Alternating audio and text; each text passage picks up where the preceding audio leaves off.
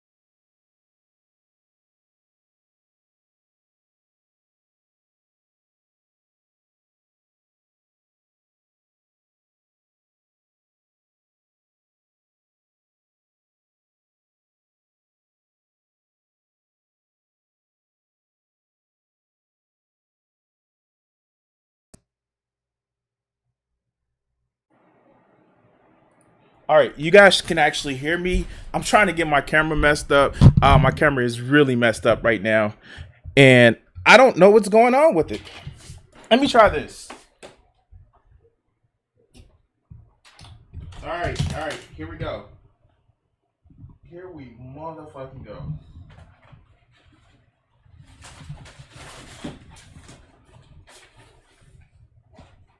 I have to do more cord maintenance and shit.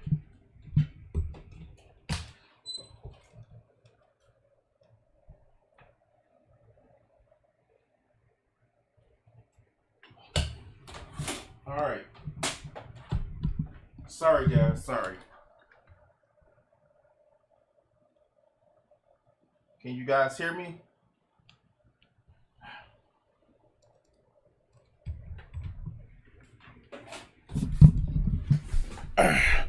Let's see if I can get my camera up.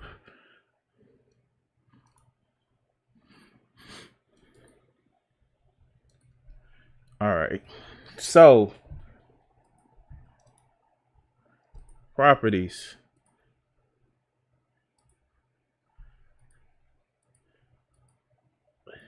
Okay.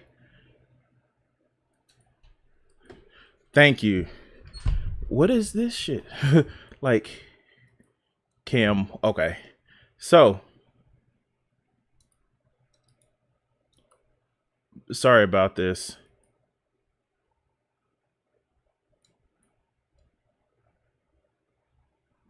Let me delete this and yes. Put my camera back up. Oh God. This is a video. I've been having some video issues setting up because basically what I was going to do is have my neighbor come on and we were going to react to me playing video games. And that wasn't a thing. So here. Sorry guys, it's this has been like a crazy day for me. I've been dealing with some crazy shit, and thank everybody who's here now.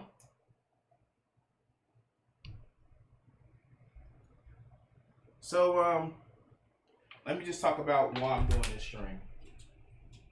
I had an unexpected expense come up, and payday's in until Friday.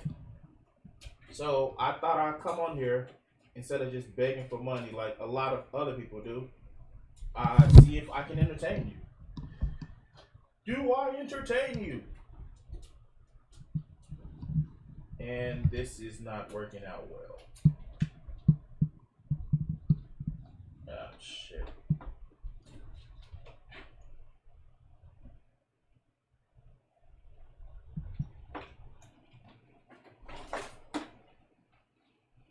There we go.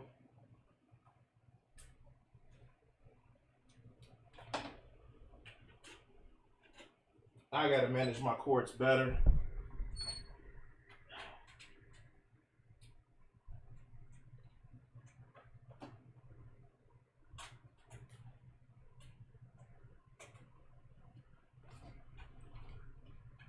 Sorry about this, guys.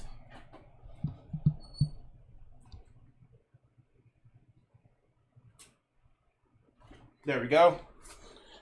My camera should actually work now, but let's see. Let's see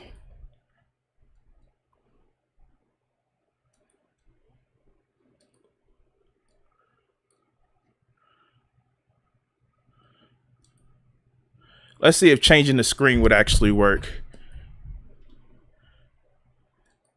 No, it seems like that's stuck there. Oh, wow. Oh, wow. Let's put this here. Move this to that screen.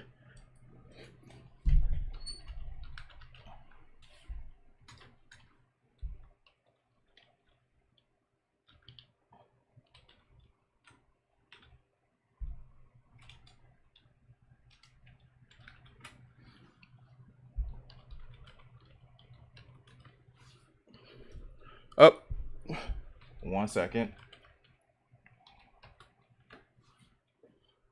There we go.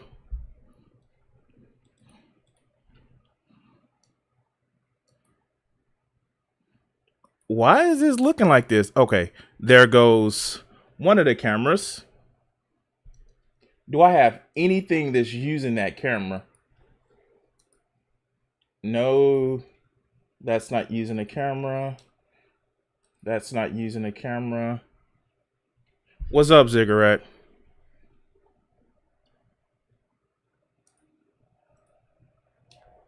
All right.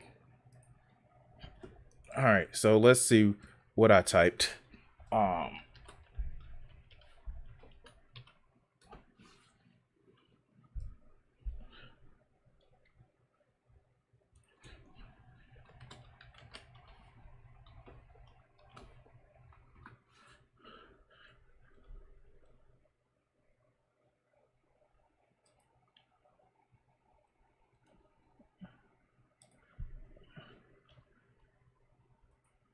All right, let me try to sign into this again. There we go. You guys have me. And yeah. Reasons.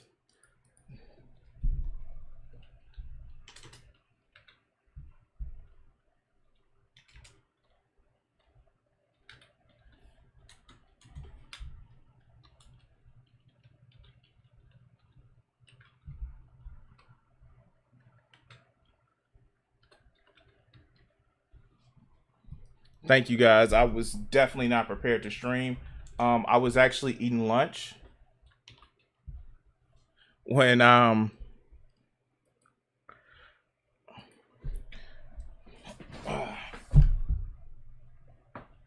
no, I haven't tried Nacho yet. I don't even know what that is. I'll be honest with you, I don't even know what that is.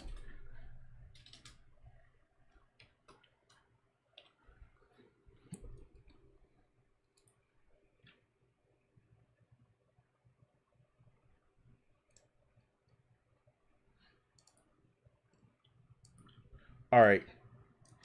1 second, guys. I have to reset my password. Anyway, let's do a close up. Stop that. You can tell that I'm just like not in it today. And all right. Remove that. Let's add a video. This just has not been my day. Dealing with a lot of shit. I've had I've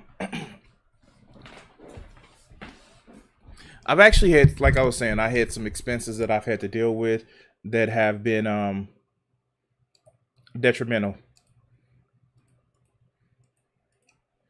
And yeah.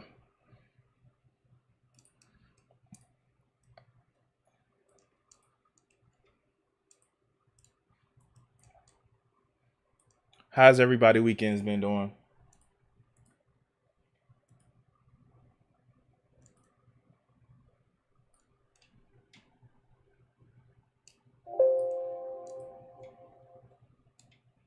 I'm still trying to get logged in. I'm sorry, guys. So I was gonna do some streaming today, and I was gonna do an actual long stream where I haven't tried Ocean's Heart, but it's a game that I have been getting into. That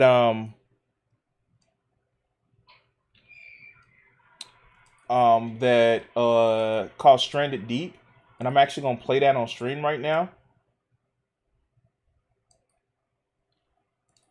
There we go.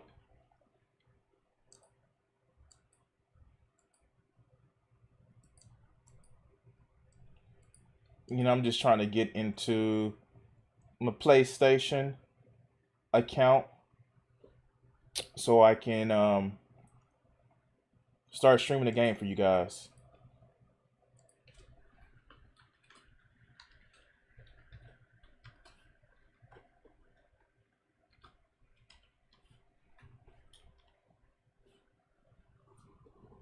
There we go.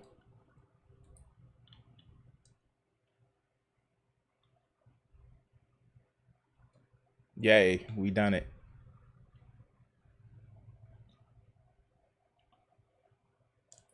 Is that like a Wind Waker type game?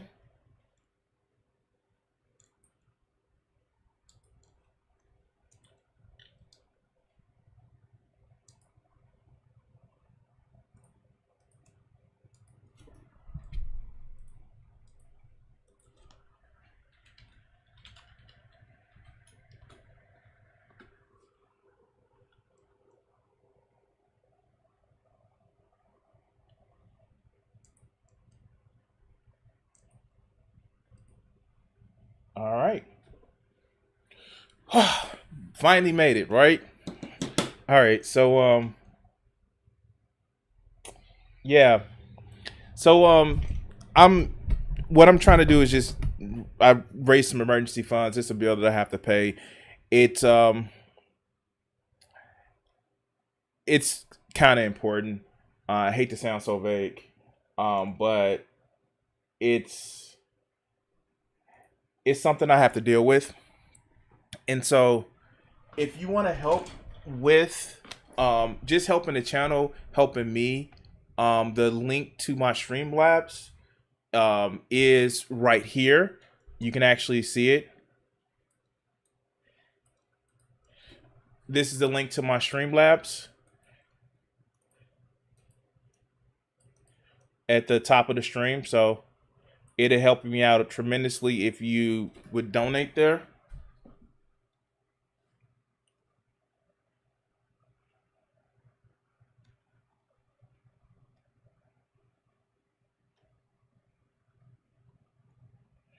Oh yeah.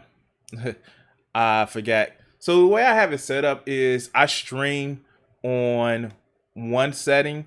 I have two PlayStation profiles where I stream on one setting and game on another.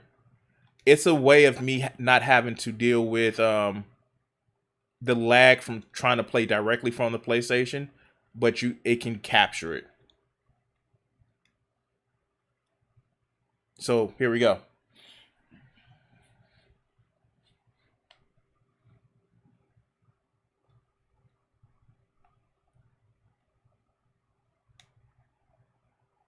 Remote play. There we go. All right, so let's go ahead and do it, and then we're gonna be all set. 5, 8.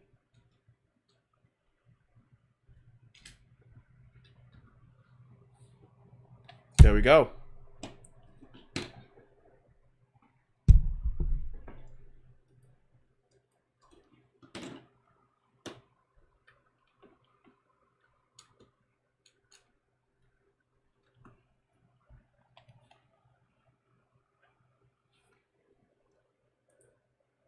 Come on now.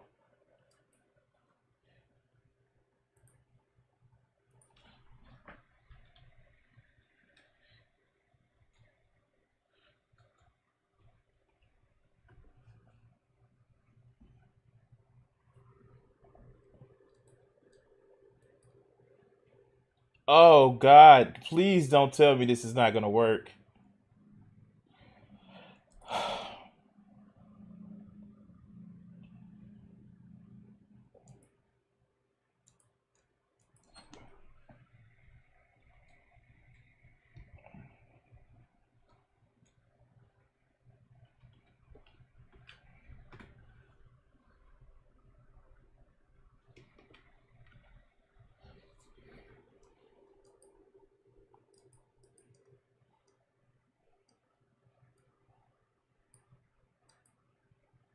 All right, while we're waiting that to come up.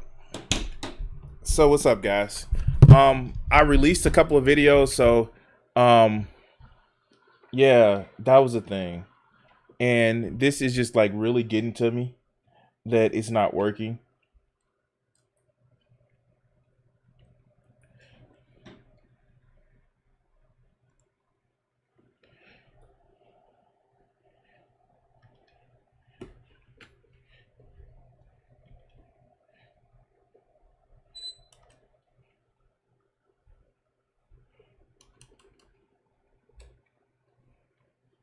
All right.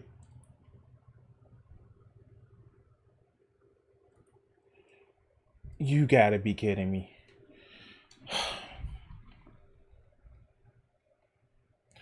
See, this is what I'm talking about. It's just like,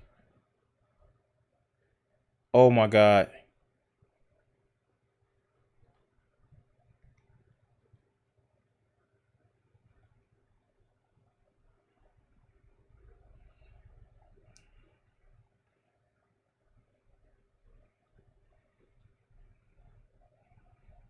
I'm sorry, guys. This is like really fucking with me now.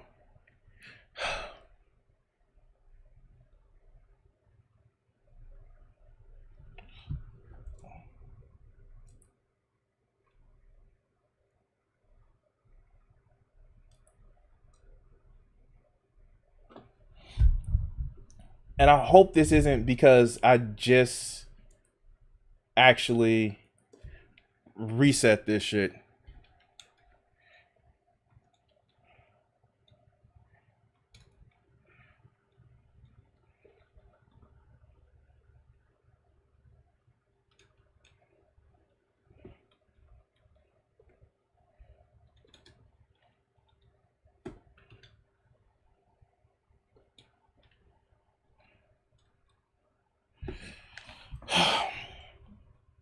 Yeah. So this is a thing.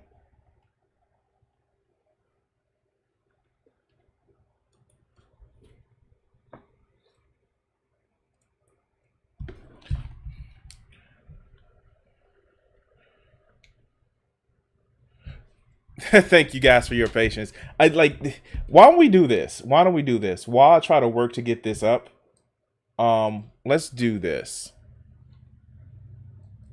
Let's go over video. Yeah, no, it's stupid, but let's go over video. And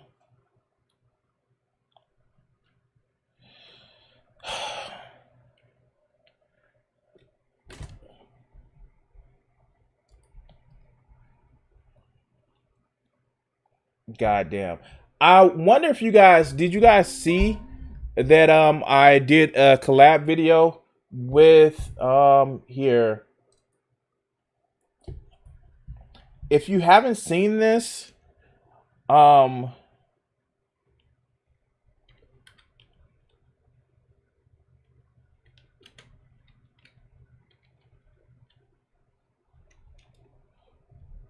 go show this creator some love because they were gracious enough to have me on their channel. And yeah, this was a thing that we did. Um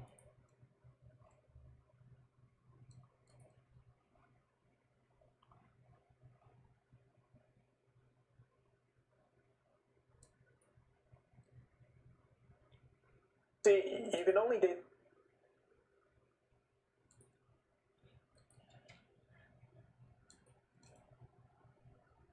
while I look this up.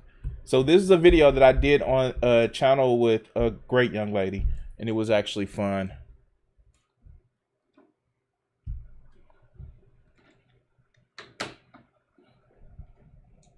So if you can go give it a watch, give it a like, it was actually great. Where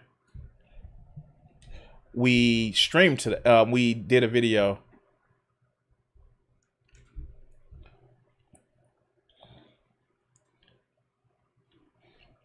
All right.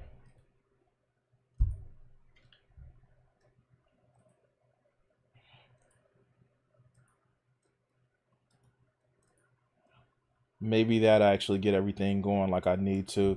Just turning some shit off in the background.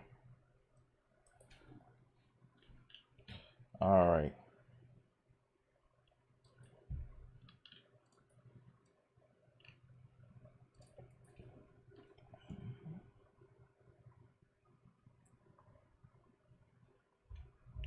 All right. So let's try this again.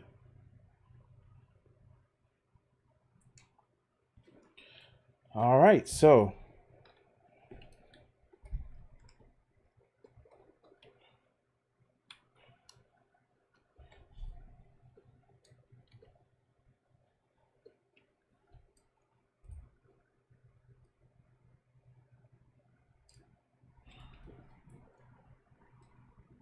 I can't link it. Let's see if I can do this one.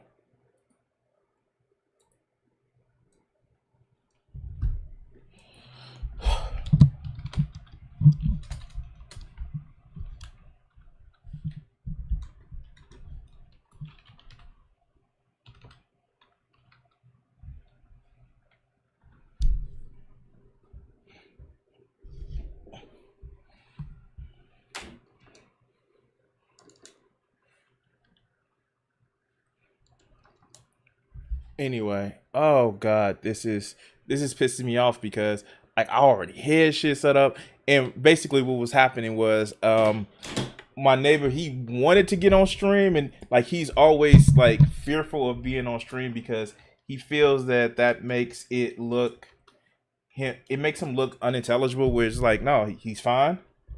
And the other people that I cover, man, these motherfuckers are definitely unintelligible.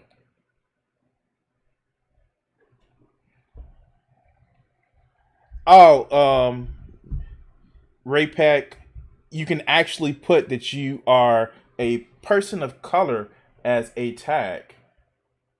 So yeah, that is a thing.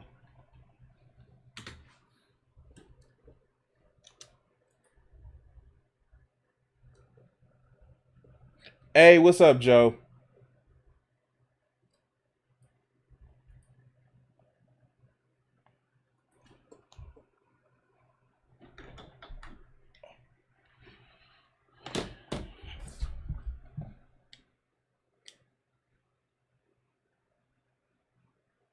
Right now, I'm just trying to connect remote play, and it's not happening.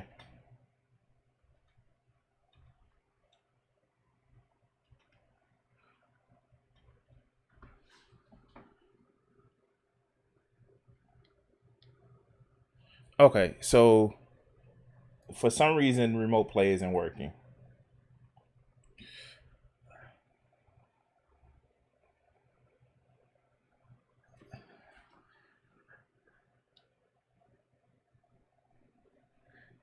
Yeah. Oh my god. I look. I want to do some shows, but and it's like this stream is fucking with me. This stream is like fucking with me, and I don't know what's going on with my PlayStation 4, and it's not showing up. And yeah, this is fucking with me. But while we're doing that, let's actually just get into some videos today. I wanted to do survival games, but unfortunately, I have to do videos.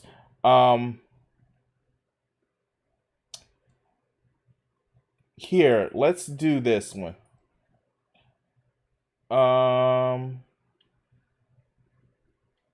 Just going over the ones that I wasn't able to do.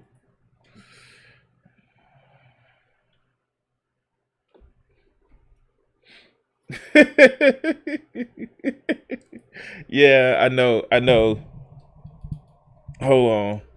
Let's do this. All right. You guys will see some of the God, like for real? Delete that. All right. There we go. Um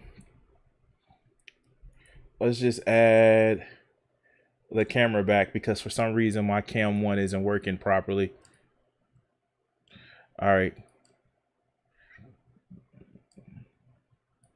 All right, there we go. God damn. So this is my list that I have to get to. I guess we're doing videos today because for some reason my system isn't working as it should, and this is really pissing me off. But I'll be working in the background to try to get it up and going and all the other good shit. But yeah, because reasons. Oh shit. Let's go ahead and put some headphones in.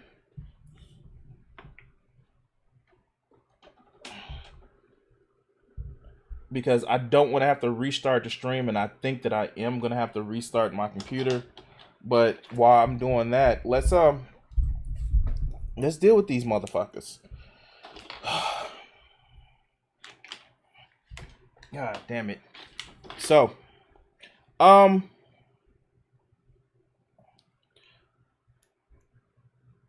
let's listen to Economics Explained. Now I know he's kind of a wait, actually, since we're waiting for this, um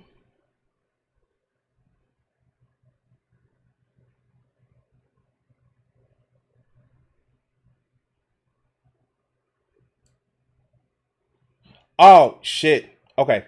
So, huh. Yeah, we're going to do those at a later time, so let's do this one. If you don't know, there is a cat called the Coach Blackpill. Now, Coach Blackpill is a motherfucking loser. He has the Wojak shit, and um oh, can I share my Amazon wish list? Of course. Hold on.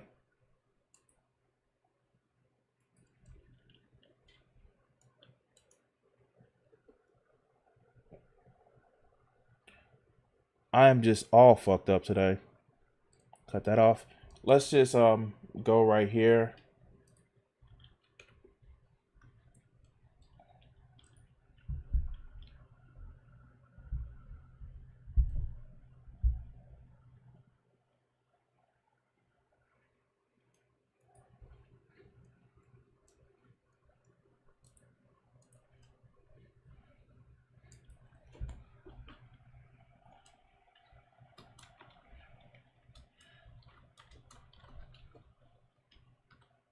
I think this is the command for it.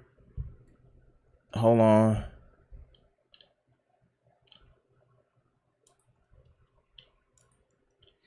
I had my stream all set up, and like, look at it right now. Look at it right now. Wow. This is my life today. This is my life today.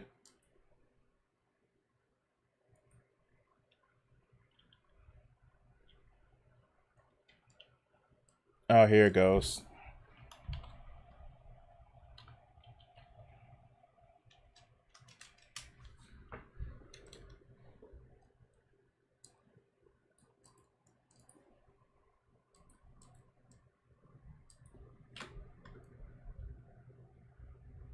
Thank you. Now let's get to this Coach Blackpill. All right, so Coach Blackpill, he is somebody that is very, very fucked up individual, if you would like to say, and he's a doomer. He is such a doomer,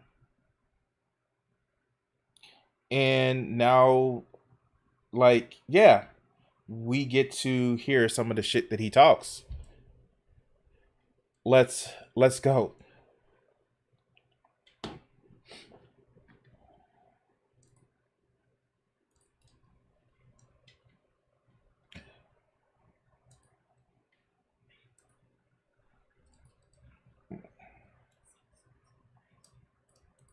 Let's make sure you guys can actually hear.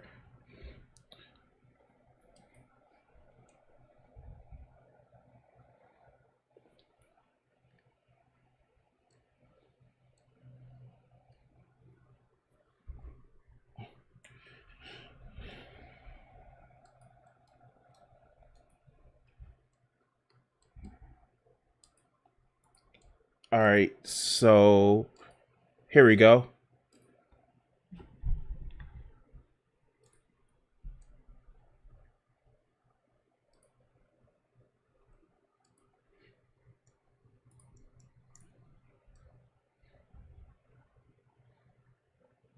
Yeah, doomer people are boring. All right, so you guys should actually hear it now. Hey everyone. There we go. I just wanted to let you know before I get to the substance of today's video that I decided to bring back the subscriber rating video series. But what I'm going to be doing this time is, rather than have you email me, I have a slightly different process, and I'll do a community post on my channel in a couple of days, or I might just release a specific video with instructions as to how to participate. It's going to be a little bit more simple this time, so just stand by for that. Just have a think in the meantime for those of you that are interested, and yeah, I'll give instructions on when it's time. Okay? Cheers. All right.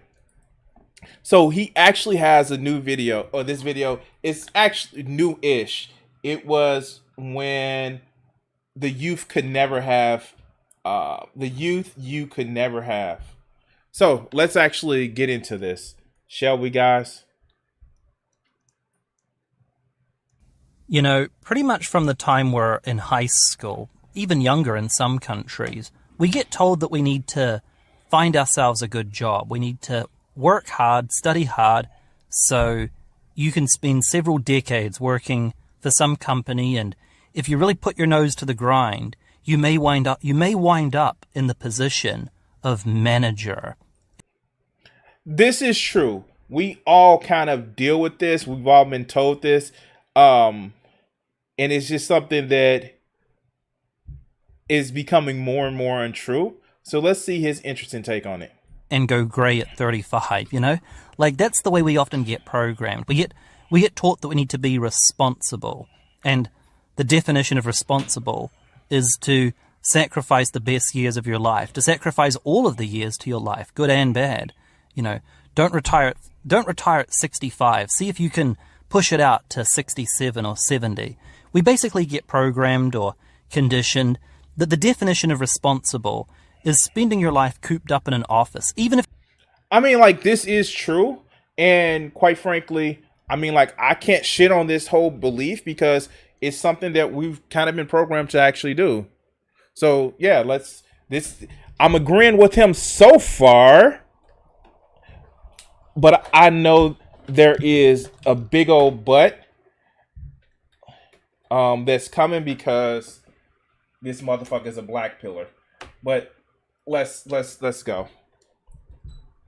If you don't have children, it's pretty much the way that you're expected to be, especially from men. Like, women have been pushed into the workforce too, but men in particular, because at least when you see like a 20-year-old girl, like an attractive 20-year-old chick walks into an office, there is that sense of, well, what are you doing here? You know, why are you here? You should be off modeling or something. Wait, no, that's not how this works. Like, I don't see that shit happening. Like,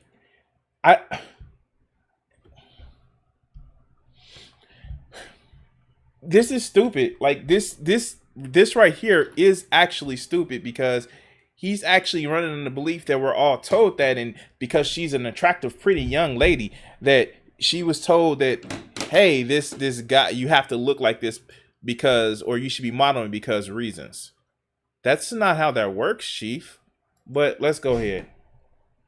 Yeah, some chick, right? Tend to get that reaction, but nobody looks at a 5'9", 40-year-old dude with a big nose and glasses and thinks, what are you doing here in this dank office? It's like, that's where he's expected to be, you know, the overweight accountant type guy. It's just expected that. Wait, I don't have glasses, but nobody expects me to be. I guess that's sometimes part of racism, but still, like, no. Okay, let's go. He should be doing that type of thing, and it's sad because that's not the responsible thing to do. One of the most irresponsible things you can do is waste your life. It's even been proven. They did a study, and one of the biggest regrets that people on their deathbed had was that they worked too hard. That was actually a measurable thing that many of them Wait, citation needed, my friend. Citation needed. Regretted doing. But in saying that, though, it's one thing to be, 80 years old, lying there on your deathbed, thinking, God, I wish I had done this or that. But you see, there's a much worse type of regret that can last throughout much of your life. That's not just something that you experience when you're old, but that may haunt you from the ages of say 30 all the way through to 75, you may be putting up with it for 40 or 50 years. It may be something that dominates your life. And that is the living regret of not living up your youth when you had the chance, or more hauntingly, that you were never. So this is something that I know a lot of people actually face. Hell, I face it, where I'm 30, 39, be 40 in February.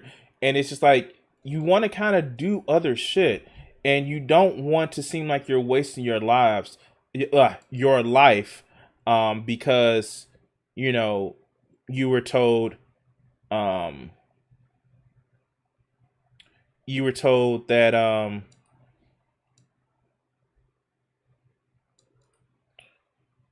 you were just told that you're supposed to do this, you're supposed to do that. And quite frankly, it's just something where we need to, yes, people need to be taught responsibility, but to the point where you're told that your only goal in life is to make money and become a productive part of society by just working under somebody. Maybe we need to have a different type of relationship to work and responsibility. Given the opportunity to live a youth, that it was taken away from you by forces beyond your control, whether it be your SB personality, or you didn't have the looks to participate, or some other external thing got in the way of what could have been a youth that you never got to experience. And that's what we're going to be talking about today. Like, there used to be these memes that would go around the black pill community in many forums that showed a good-looking Chad with his girlfriend, and the joke was, the meme was that you will never have this, that the guy who's 23 years old, who's never had a girlfriend, even if he becomes rich and gets himself a girlfriend, or he looks maxes his way to success, he's never going to have what he could have had he. So this is another stupid thing that I actually hate, that I actually see in a lot of this community, is looks max, or you need to look this way or look that way, and you can trick a girl, or you can, it's so fucking stupid, where people actually think that you can actually make yourself look more attractive, and for some reason that gets you more and more of a chance of actually being here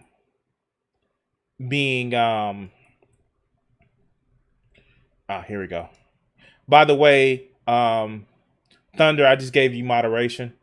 So yeah, you are moderated. So if you want to put a command link in chat, you can. So just want to let you know that. So, all right. But it's really, really fucked up, because they think that it's all about the way you look, and it's not. A lot of these motherfuckers don't get that. Growing up in a better social standing and looked better and not had his aspy personality, or whatever the case may be.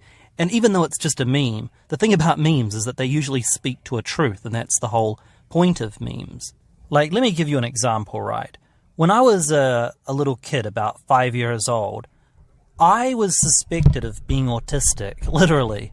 My family, my teachers, everyone thought that I was maybe Asperger's or something of that persuasion. So here's the thing about this, and he's been saying it's like SB personality. That's literally Asperger's that he's trying to say. It's where it is. I hate this because I'm not an expert, but I'm going to say it. So what a lot of people don't realize, the spectrum of autism has actually been expounded. So you'll see in a lot of people that's defined with autism, ADD, where it used to be, oh, they're lazy kids, oh, they're this and that kids, and they're putting a stigma. They were putting a stigma in where they've actually expounded the definition of a lot of these things. And what also is happening with these people is that it's still a stigma, and a lot of these you know, red pillars, black pillars, they still don't want to deal with their personality issues that they have. And that's what's causing a lot of problems. That is causing a lot of problems. And because they don't want to deal with it, then they say, well, it's my looks. But let's continue. Because I had no interest in socializing with the other kids. I would literally stand at the window of my classroom in my first year of primary school, what Americans call elementary school, and stare out the window for just hours, like looking at the wind.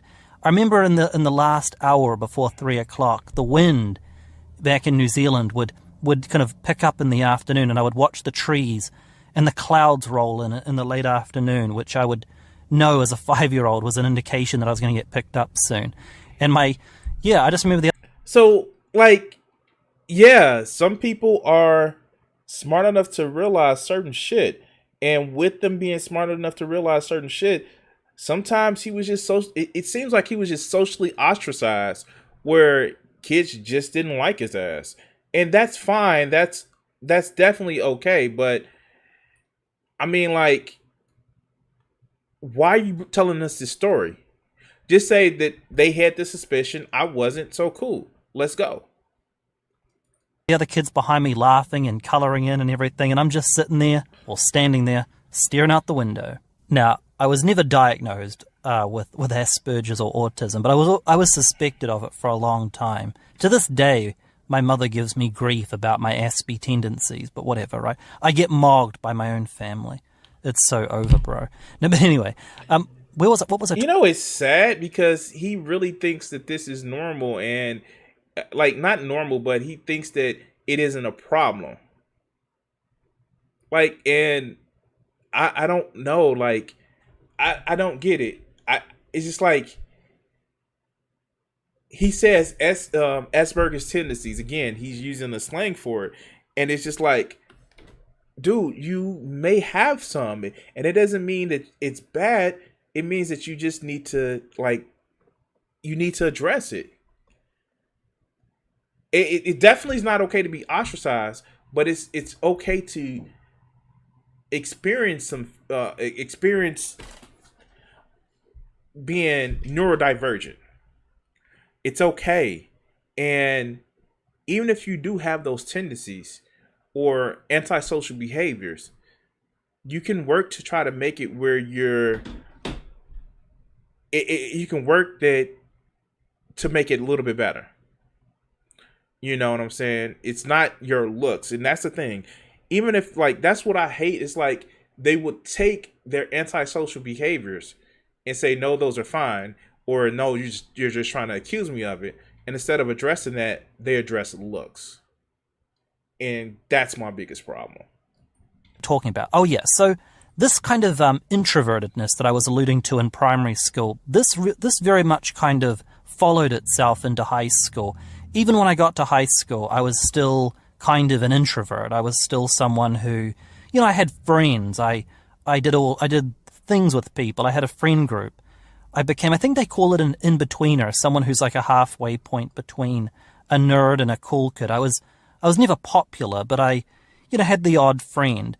But this introvertedness still was kind of there beneath the surface. And it was this kind of introvertedness that prevented me from being that young normie who would travel off to some, you know, young party destination for people often.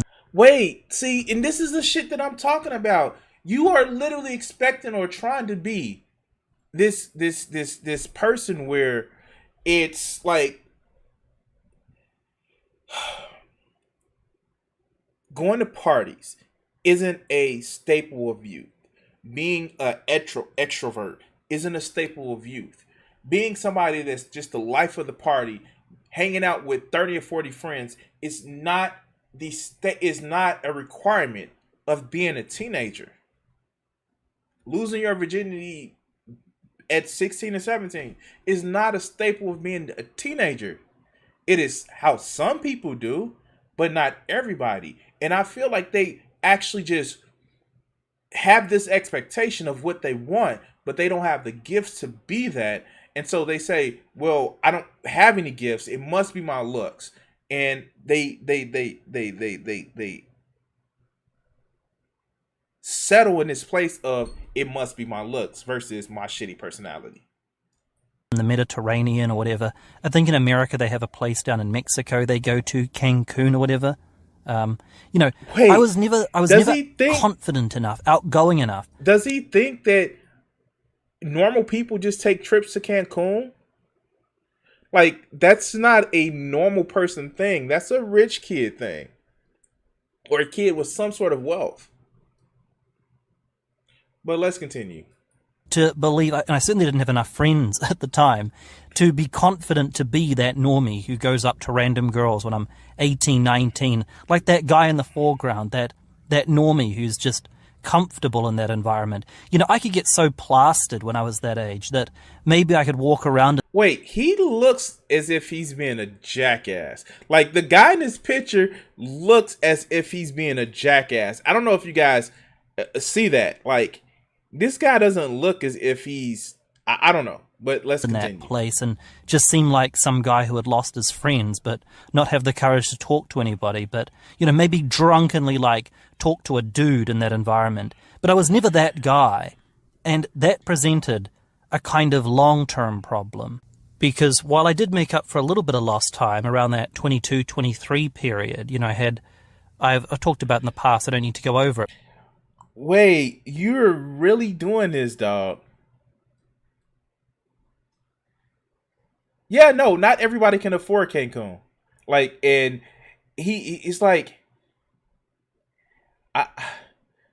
yeah, of course he just enjoyed other shit. Like, yeah, let's go. But I had some good experiences in that 22 to 24 kind of area. But before you knew it, you know, I was 25, 26, and it was like, it felt like my youth was pretty much coming to an end already after not much time. And most people who do experience, you know, good teenage years and who go every summer over to like a party holiday destination with their friends, even they find that, you know, their youth is over before they knew it. And mine began very, very late. So 23, 24, your youth isn't over. Like, I'm sorry, I don't get that part. Like, can somebody help explain that one to me? 23, 24, your youth isn't over. It isn't. Shit is barely starting. Like, these guys expect some sort of like victory or some sort of accomplishment like as quickly as possible, and the fact that they don't get it. Wait, what? Exactly. Like, fuck. But Joe, I'm jealous you actually got to Myrtle Beach, but that's good. That's cool. Let's go. So it dried up very quickly, and it's like sooner or later you're approaching 30. You're bordering on too old to go to nightclubs and everything, and it's. Wait, who's at 30? Who's too old to go to nightclubs? Wait. Who's too old to go to nightclubs at 30? Motherfuckers in their 50s going to nightclubs. Oh God.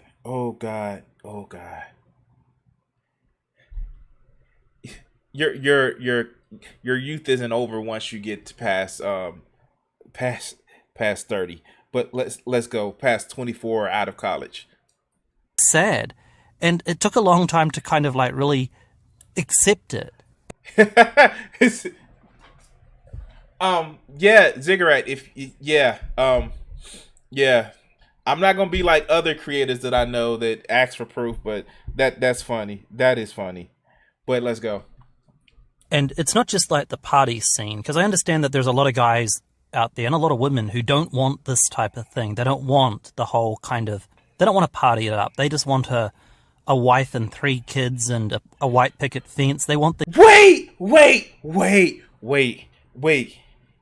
Not everybody goes to, not everybody thinks to go to, like, just because you don't go to a club doesn't mean that you literally want a wife and 3 kids and like, wait, what? Yeah, of course, a lot of social expectations are lame, but let's continue. This the so-called American dream, and they feel that that's gone. You know, they look at photos like this and they see degeneracy. They see the fall of the West, oy vey. But I don't. Okay, I don't. I see something very differently. Like, I remember there was this guy that I knew one time, and every summer he would travel off to an island in the Mediterranean where there was all this partying going on every summer. And he would sleep with like 30 different, attractive girls every season. He'd work as a bartender and go home. What? Citation needed. Oh my God, citation needed. Wow. By the way, guys, please, if you haven't already done so, please like the stream. Please like the stream. If you're watching on YouTube, if you're watching on Twitch, can you throw me a follow? But did he just say every season this guy will go because he's a bartender sleep with like 30 girls? Now I wonder where the exaggeration is, but let's go. Home with like a different girl every night throughout his early 20s. And yeah, I met him when he was 27. I was about 23 at the time, and he became a flatmate of mine. And even then, he would still bring home like a different girl every weekend. And it was usually like a pretty blonde girl who was very thotty, like the one in this photo. The type of girl that, her whole life revolved around going out clubbing in the weekend and meeting up with a Chad. This dude was probably like a Chad light, but very, very outgoing. And wait, just because you were getting women doesn't mean that you're a Chad. And I know that there are guys in their 30s and 40s that are literally still getting women, and they just have that charismatic personality. Fuck, I probably could myself, but like, no. Yeah, dude is just jealous. And yes, kids are expensive.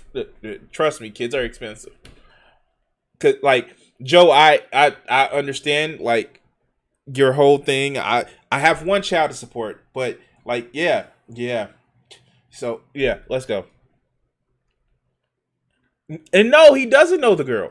He doesn't. What he is doing is he is bitching because he literally is jealous. But let's go.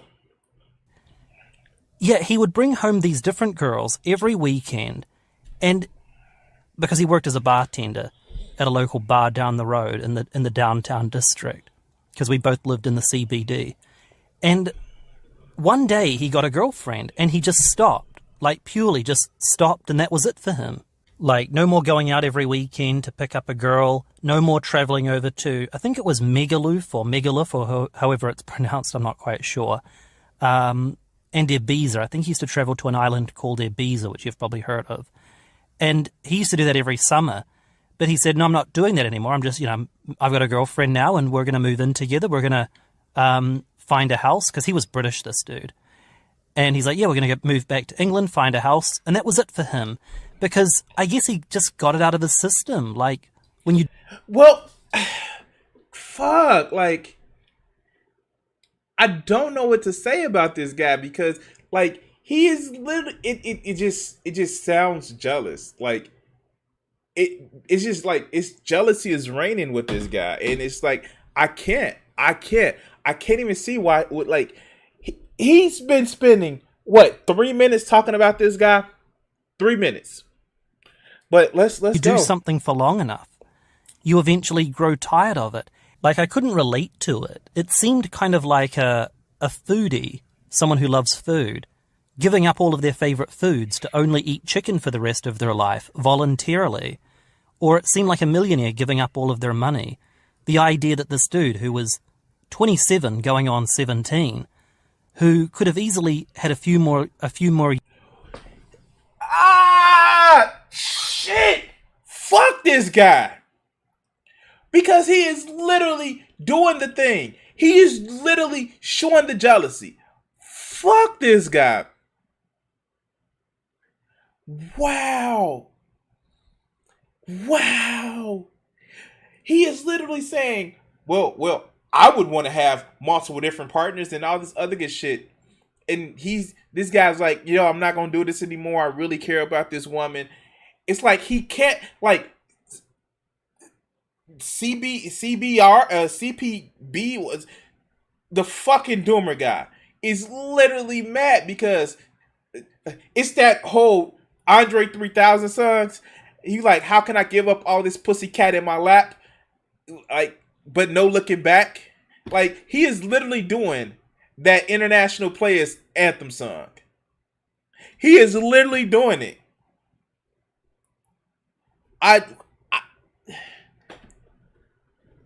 Wow.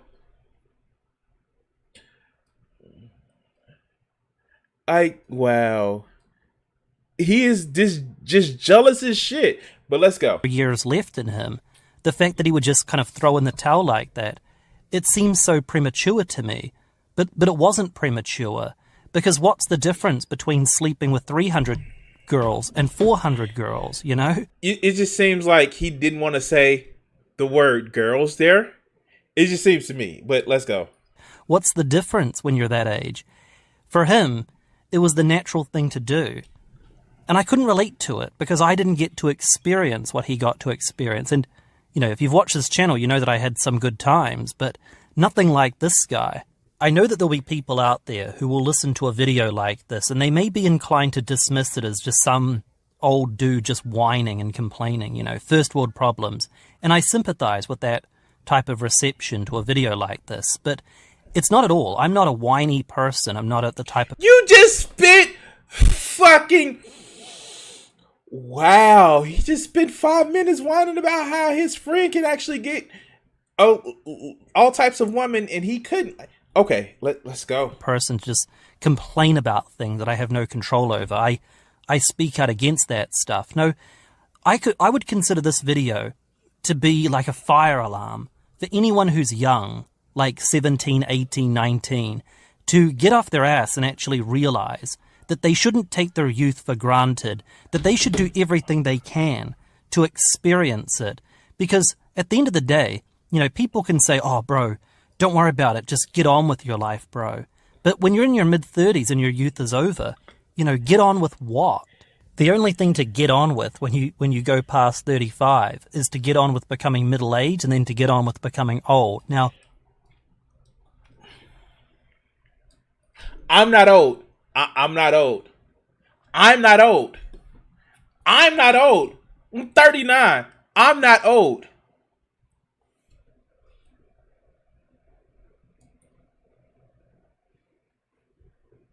Yeah, sure, okay. Again, I'm not being negative here. I think that at every point in your life, you should stop and think, how much gas have I got left in the tank? You know, I know I've talked a lot of negative things about CRP. The hell with you, Thunder. The hell with you. Oh, you got jokes. Okay, sure. All right, cool. That's fine. You got jokes. Let's go. I'm going to put you in timeout, but no, go ahead. Coach Red Pill, but he once made a video called Your Life is a Car, and he had a good metaphor. He said that, you know, think of your life like a car with a full tank of gas. When you start off, you have a full tank of gas. Wait, he's referencing Coach Red Pill. Oh my God. Okay, let's go. But as you get older, you burn through that gas, and you don't... If you've got somewhere that you're going, you may wind up at Buckingham Palace. But if you don't know where you're going with your life and you're just walking on through or driving on through aimlessly, you may break down with barely any gas in the tank in some crappy suburb. Like, if you take some job, some off... Like, this man has help me out with this one. Like, all right. I hate to sound like I'm jealous. I may be envious because he has some success. He has an audience. I don't know why, but like, that's my concern. Like, why does somebody like this have an audience? He literally shits and talks down to his audience to like say like, oh, you'll never be happy. Oh, you'll never get this. And my content is so like, yeah, shit is fucked up, but we can change it. I don't get it. Maybe like, do I need to like, I don't know. But like, it's no message of hope. It's no message of we can work together to change it. It's other than like, yeah, let's teach these whores how to do a lesson and shit like that. Like, I don't understand this. But maybe it's just me. But let's go. This job, some low-level career because it's safe, and you maybe, I don't know, I don't want to encourage people out of finding happiness or anything, but maybe if you met someone and you settled down and had a family, if you woke up at 35, like that movie, American Beauty, if you find yourself at a certain age wanting to not relive your youth, but live a youth that you never got to experience, then it's going to be over for you because, if you try and go back to university to start a brand new career, you're going to be that old guy and you're going to be competing with all of the 20-year-old whippersnappers, as they used to say. And if you want to go party it up in the Caribbean, well, you can't do that because you're going to be the old guy. But people that are young people now are not in a position where they have the money or the income or the stability to take those vacations. A lot of people who are doing that now are older people.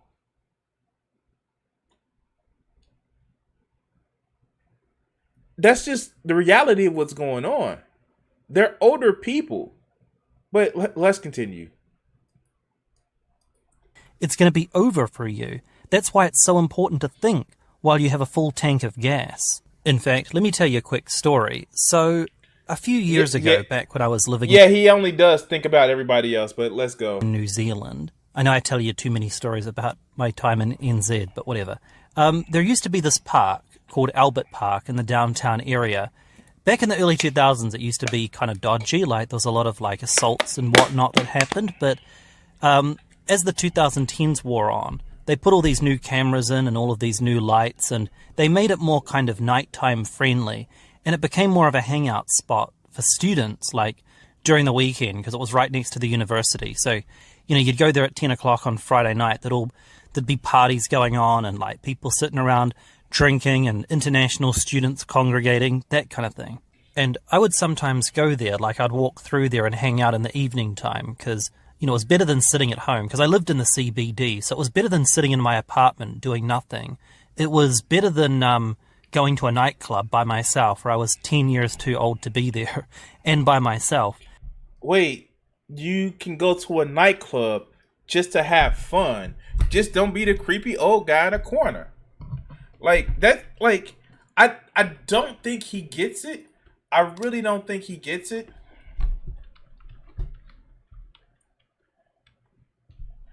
It's just weird to me, some of the things that these motherfuckers believe.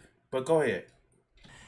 So sometimes I just go there, and because there's lots of hot Brazilian girls and everything there that would hang out. So yeah, it was something to do during the weekend. So one night I was sitting there drinking or whatever with someone at 11 o'clock on a Friday night, and I saw this dude. He was one of those dudes that you'd kind of describe as like a borderline hippie with the bohemian harem pants and everything, and the cotton shirt kind of thing.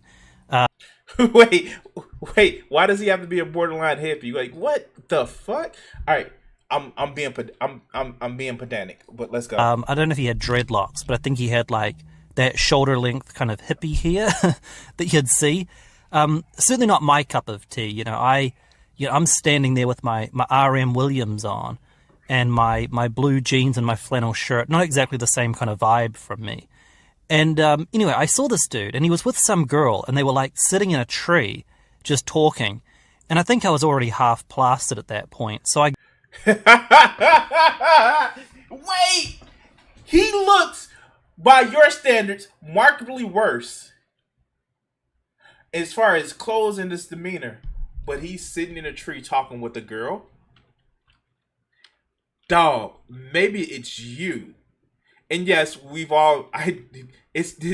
he's jealous. But let's go. I got up and walked over, climbed into the tree, and started talking to them. In fact, I'll upload a photo in the background of the exact tree, because I know I can find it on Google, because it's quite well known. It's not a tall tree, but it's kind of like one of the ones, kind of like the movie Jurassic Park with the brontosauruses, where they're sitting inside the tree, patting the brontosaurus. One of those kind of trees that you can sit inside, right? Stop fucking rambling. Oh my god.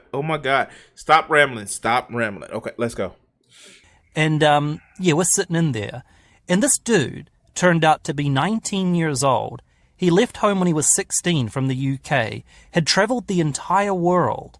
He'd spent like 8 months living in Afghanistan and had all sorts of war stories, like from, being in Afghanistan and witnessing conflict. And he'd had all these different girlfriends that he'd met in all different countries. The girl that he was with then was like some girl he had met at a backpackers that he was now travelling with. And yeah, that was pretty much his experiences.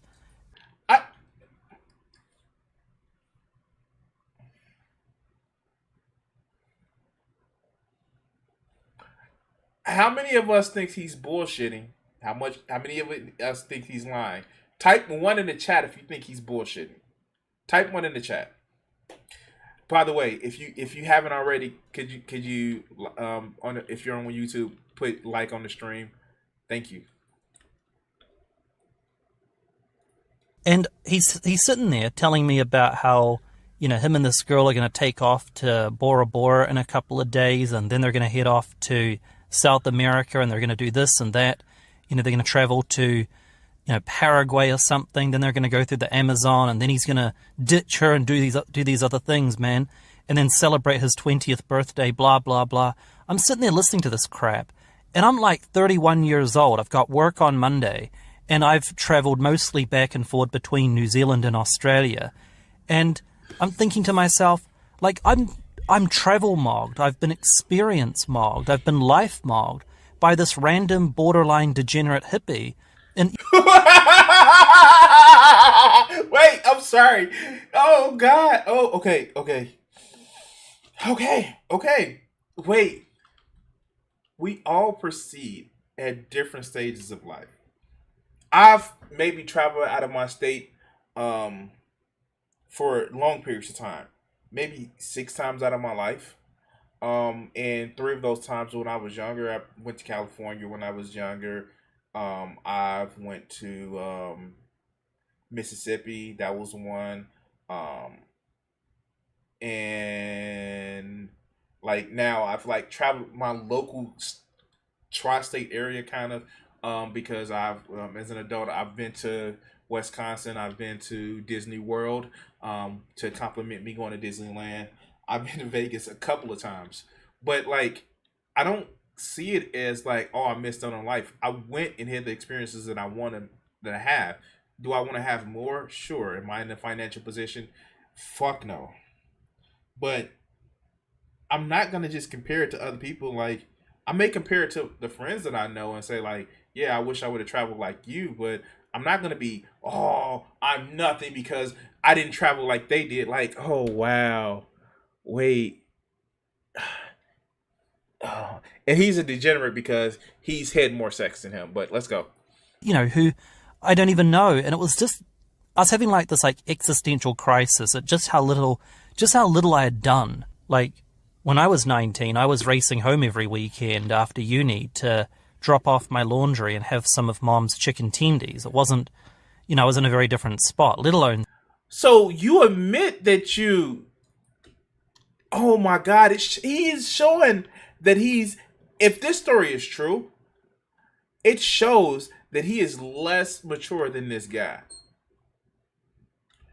Like, I don't know. Okay, let's go. 16 when I was coming home every day and playing Grand Theft Auto. So, maybe I couldn't have done what this, semi-gypsy guy did. And I guess the sad part, there's multiple sad layers to it. Some people, even if they wanted to do that, they couldn't because they're permanently unable to do so. There's something about them. There's something that's holding them back that they're unable to succumb. And they never experience a fun youth, and they never experience, girlfriends while traveling. They never get to do any of that. It's not like me, who maybe could have done it in my 20s, but just didn't have the courage to do it. So you admit that it's about you and your personality. Okay.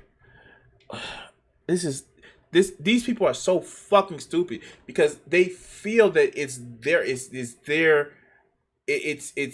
somebody else's fault that they couldn't be more outgoing. It's somebody else's fault that they couldn't have the sex that they wanted. It's somebody else's fault that they couldn't have the friends that they wanted. Never themselves. It's either their parents' faults because of the looks. It's the girl's fault because they're choosing Chad. But it's never their own personality issues. Okay, let's go. I don't know. Maybe this video is a little bit too black-pilled. It's actually not intended to be. Like I said, the sound of a fire alarm is not a black pill. The fire alarm is not being negative, bro, because it only makes a sound whenever there's something bad happening. It's warning you to take action. And I like to think that's what I'm doing. You know, I like to think that there's a white pill buried in there, which is that, you know, if you're still young, then maybe you have time to do something about it. And I'm not saying that you should throw in your job and do something irresponsible, but it's, you know, food for thought. I guess the only kind of caveat I would add is that you don't want to wind up like Pauly Shore either. Pauly Shore, those of you that are young who are... Wait, who's wrong with Pauly Shore? He still has money, and he has a family, but let's go. Like Zoomers, you won't probably remember who Pauly Shore is. He's actually before... Yeah, of course, Lucky. A lot of these people believe that once they get laid, then there's no more problems. Once you get the wife and the kids, then there's no more problems. But let's go. For my time as well, he was more like my sister's generation, my older sister, like the older millennials and Gen Xers. They remember who this guy is. He was massive on MTV, back when MTV was massive in the early... I hate that. It's that whole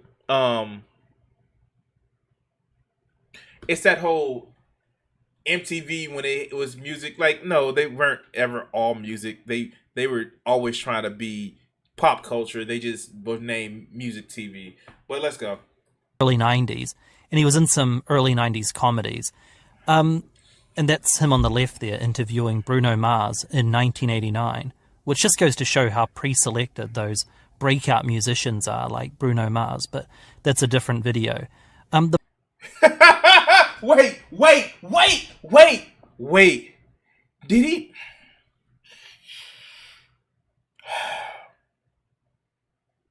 What do you mean pre-selected? That people would actually dedicate their lives to a talent, dedicate their lives to they dedicate their lives to, I don't know, being more like to a cause, to a skill, to a talent. Pre-selected. Okay, let's go. The point is, you don't want to wind up like Pauly Shore. You don't want to be one of those people who peaked when they were young, who only experienced youth. I'm not saying you shouldn't set yourself up for a good middle age. I know that kind of seems like a contradictory point there, because it is a contradictory point. On one hand, I'm telling you to live it up while you're young, and then saying don't be that guy who only lived it up when they're young. To be honest, there isn't really, you know, I can't tell people how to live their life and be happy. I would be a multimillionaire if I knew how to do that. I guess I'm just trying to... Wait. Wow. Oh, wow. This man literally is actually saying that you should only like live it up in Pauly Shore. As Joe said in the chat, this man is still making money. Literally, like, okay, let's go. Inspire some introspection. I'm trying to, you know, that annoying dad who's like, you know, I know I didn't study in school, son, but don't make my mistake. It's like, well, why shouldn't I make your mistakes? Why should you not get to study in school and then I have to? I guess I'm being that annoying dad now. But that's all I was trying to do. I was trying to inspire some introspection, that you can find a balance, okay? Don't be that guy who peaked in school, and don't be that person who missed out on their youth. Don't do either of those things, is what I guess I'm trying to submit to you. In fact, while I'm on the topic, there's a video clip of Paul. Like, wait, wow, fuck, wow. he wants to be somebody's daddy, so he's gonna be your daddy. Like, wow. Okay. Let's go. Pauly Shore appearing on Joe Rogan, and I'm not typically a Joe Rogan fan, but it was very, very telling.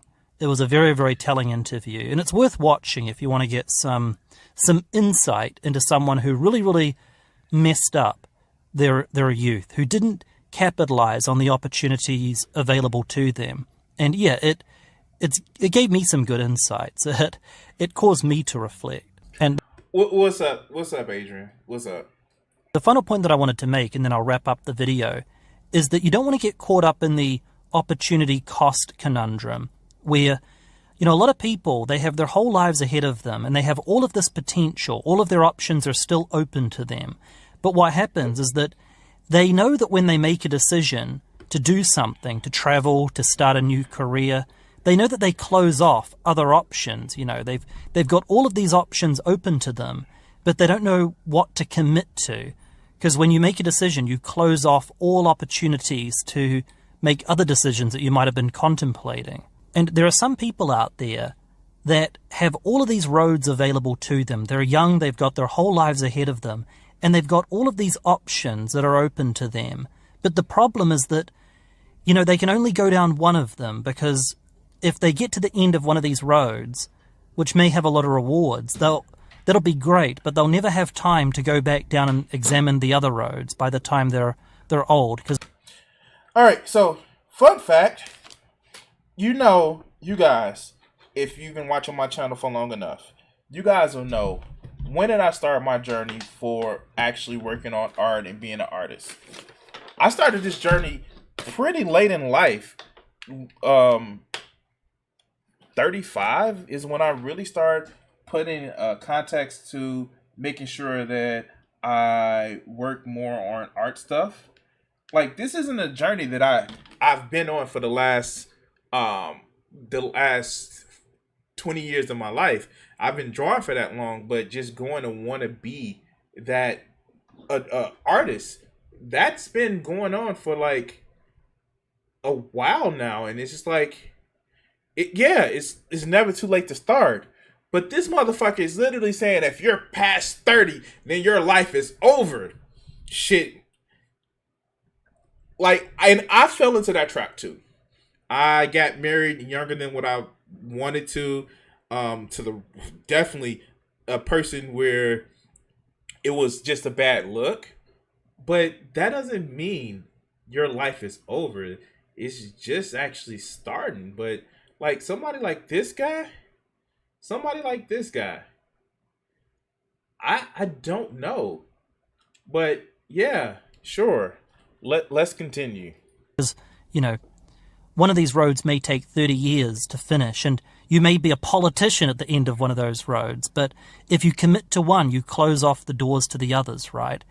And what happens is that a lot of people are paralyzed by the indecision, because each one carries its own risk of rewards and benefits, and they end up just kind of not making any decision, just standing there paralyzed by the options available. And these people who don't make a decision, they never amount to anything, because they sit there and burn through half a tank of gas just sitting there at the fork in the road, and before you know it, they're 35 years old and they haven't made a decision. And when they do finally make a decision to commit to one of these roads, it's too late to get to the other end of it. They're only ever going to get halfway down it by the time they die. By the time everybody's destination is different. Everybody's destination is different.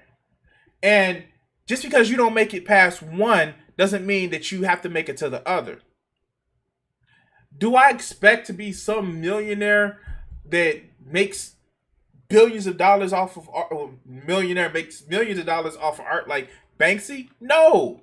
Do I want to make just a living off of being an artist? Yes. That's just life, bro. Oh my God. Oh my God. Oh my God. Okay, but let's go. Time they're old, and there they are at the age of 50 on welfare talking about changing careers and maybe going back to university because they set off down one of these roads, realized it was too late, and then had to backtrack. And there they are at 50 at the fork in the road, back to where they started. You're always at forks in the road. You're always at different decisions. You're always at, as been said by many people in the chat, it's never too late until you're dead. And you know what? One of the things that he said in this video earlier was right. The fact that nobody lies on their deathbed saying that I work too much. Nobody says that.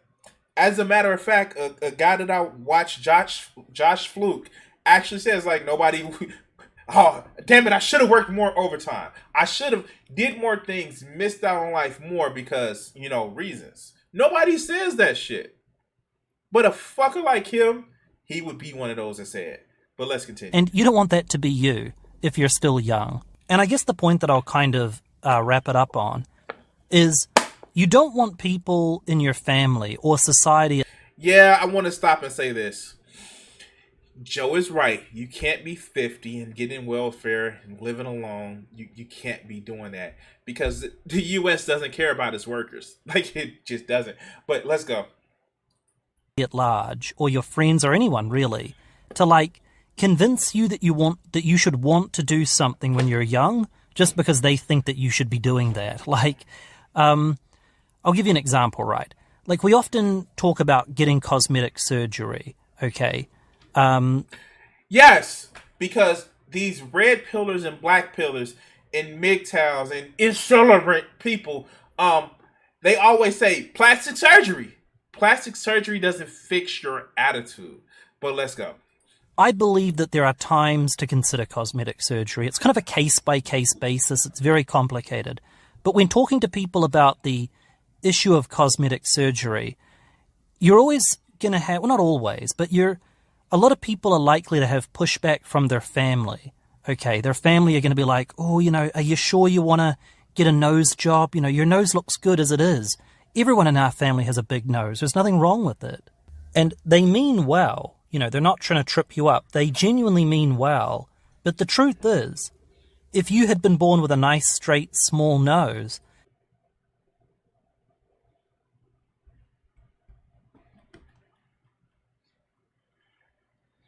I have a big nose. Not as big as some other people, but I have a big nose. And I don't run into an issue. I'm sorry. I'm going to be honest with you guys. What stops me in a lot of cases from, like, connecting with women that I'm attracted to is either my attitude or hers. We never have a problem of, oh, your nose is fucked up. Like, no! It's either my attitude or hers. And sometimes it is my attitude. Like, the fuck? Okay, let's go. They would be like, oh, you're so lucky. You got the best nose in our family, You're so lucky that you didn't take after your dad's side of the family, who all had big noses.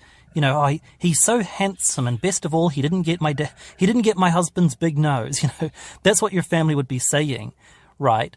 Like, if you were born with good features, your mother, when you were in kindergarten, would be bragging about, what a handsome little boy you are.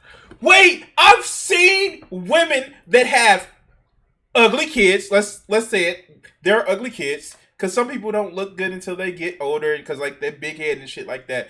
But like they still say my handsome little boys or my beautiful little girls. They don't unless they're a shitty person. They don't shit talk their own kids. Like that's not a thing that happens, dog. But let's continue.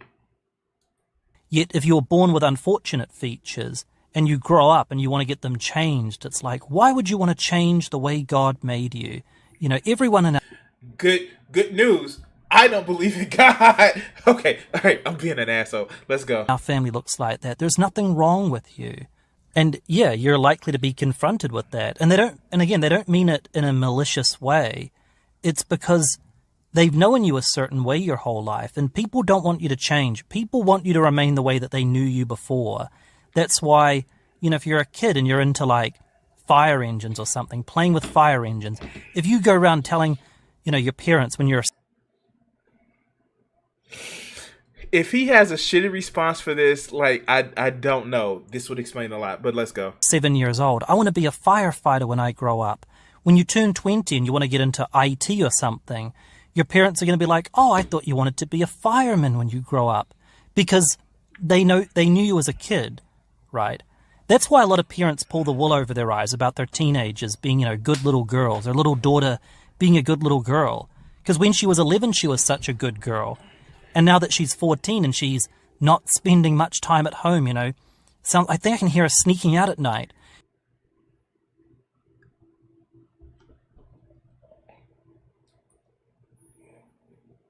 Is he going? No. No.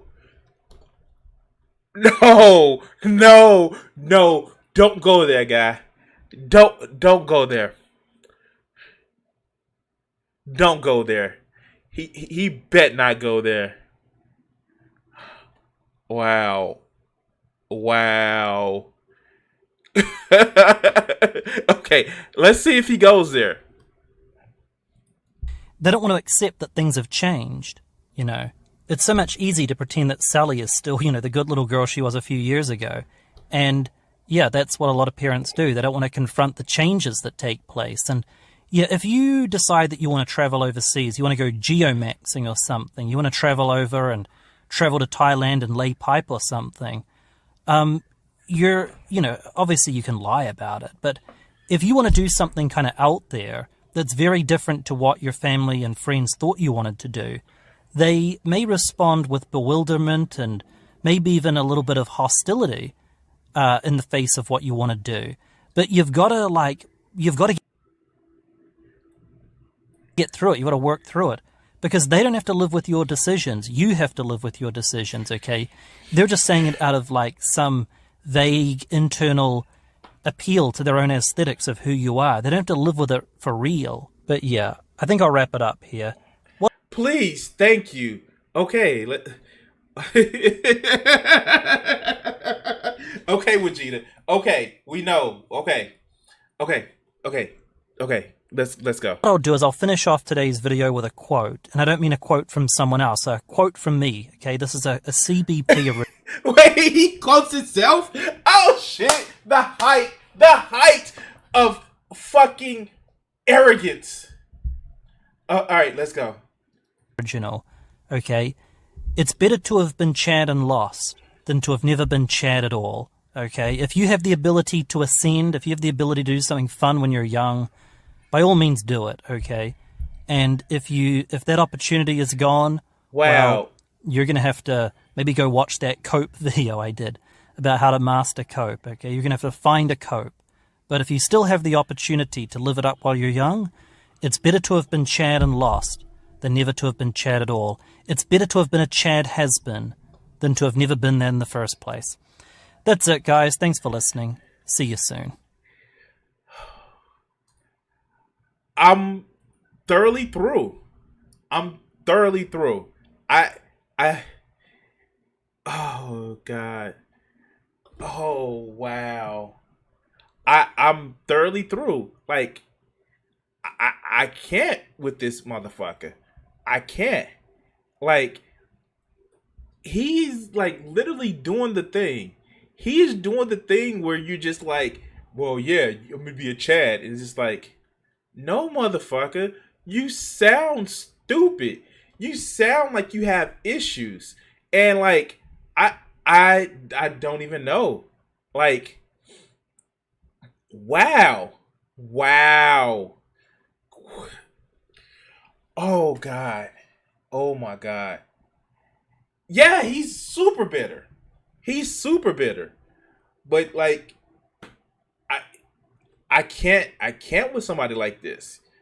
The only thing that I can say is that, yeah, he's definitely super bitter, and I am hopefully he actually never, ever gets a what he considers to be a fucking family. Wow,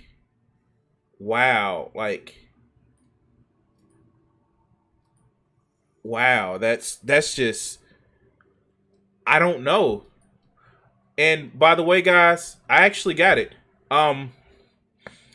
But thank you for watching this clip. I'm going to actually go to the original title of this video. So yeah, I guess I'm gonna clip this and put it up on the channel later. So yeah, he needs a therapist. He definitely needs a therapist. So let's see if we got this. Yay, we got it. We got it. Yay, I got it.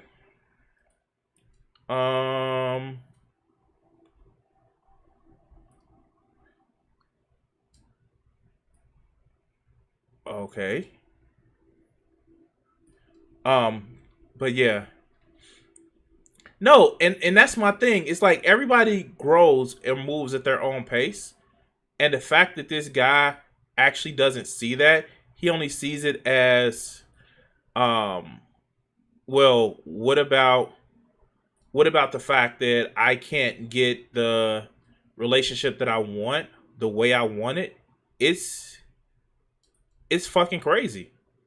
And I'm sorry, like I don't get that. I don't understand that. And I'm sorry. I'm just not going to be the one that like tell somebody that they can't exceed or they can't succeed in certain things, especially when like I don't know, it just seems like guys like this, these black pillars are just jealous. They're just sad, and it's I just can't. Like I literally can't. But as you guys see, now that I have the game up, I was able to get it up. Pardon the puns. Yeah. Let's I just don't know. Like I just don't know. So ready for some gaming and actually commentary. So I'm gonna try to do commentary as well as game. So yeah, this should be fun. All right, let's go. This is another black pill. I guess this is gonna be the black pill hour, the black pill stream. I fucking hate these guys. I hate these guys with a fucking passion. So let's go.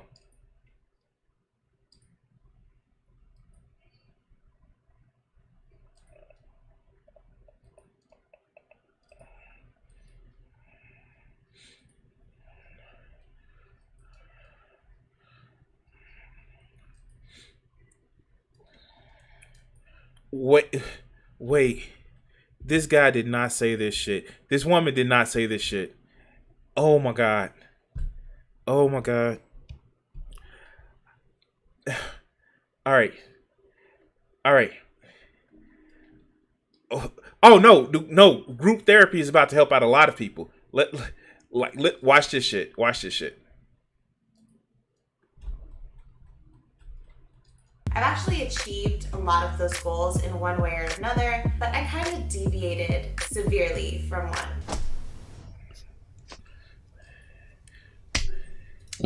Okay. So we have Bass FM right here. We have Bass FM. And yeah.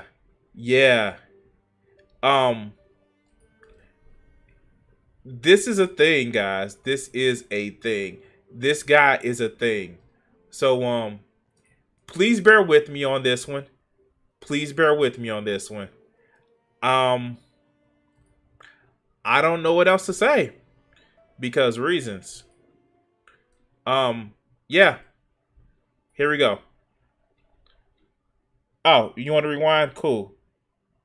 Hey guys, welcome to my bedroom. I'm Bella. I hope you're doing amazing. Today is my first full day as a 28-year-old. Yesterday was my birthday, and I think I started this channel right before I turned 26. So I know at the beginning of the year, I set my 2018 sex goals, and after reviewing the episode, I've actually achieved a lot of those goals in one way or another, but I kind of deviated severely from one. Yeah. You know, here I am.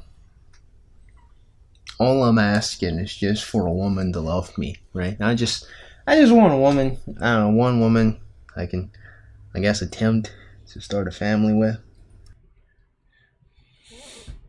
Where do I start with this shit? So you cold open this other woman's video. Somebody who obviously has a different goal than what you have. This fucker, because this is a whole new fucker. This fucker cold open a woman's video. And the first thing he whines about is like, oh, why me? I can't get some woman I can trick her and impregnate, and like reasons.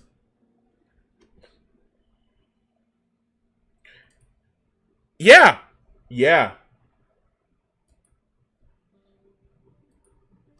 Yeah.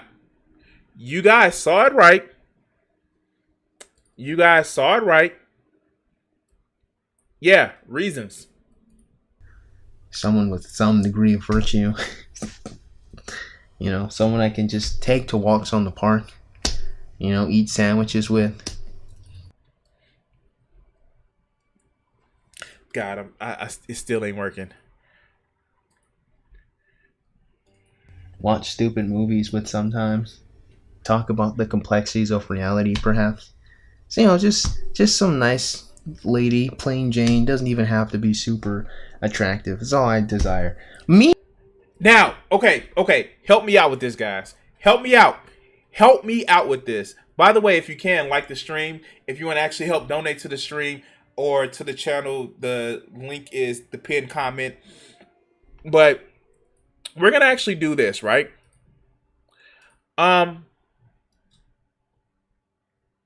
First of all, this motherfucker, let's just say it. He needs to, one, take care of all this taco meat up in here. Take care of all of this up in here. Do something with this. And it's not because he's ugly. He just needs to get neat. And oh yeah, stop recording sitting on the floor. This motherfucker is sitting on the floor. You want to know how I know that he's sitting on the floor? This is a door behind him. I know you guys probably can't see it with my mouse. Meanwhile, this is a door behind him. The reason why I know this is a door, because that right up here in this corner, that's a doorknob. And the reason why you know that's a doorknob is because right behind his head, right behind where his ear is, you go right here. This is the shit from when people grab the door at the door handle, or right around the edge of the door and closes it. You starting off this shit wrong. And this is the first video that you actually seen this shit. This motherfucker is literally sitting on the floor.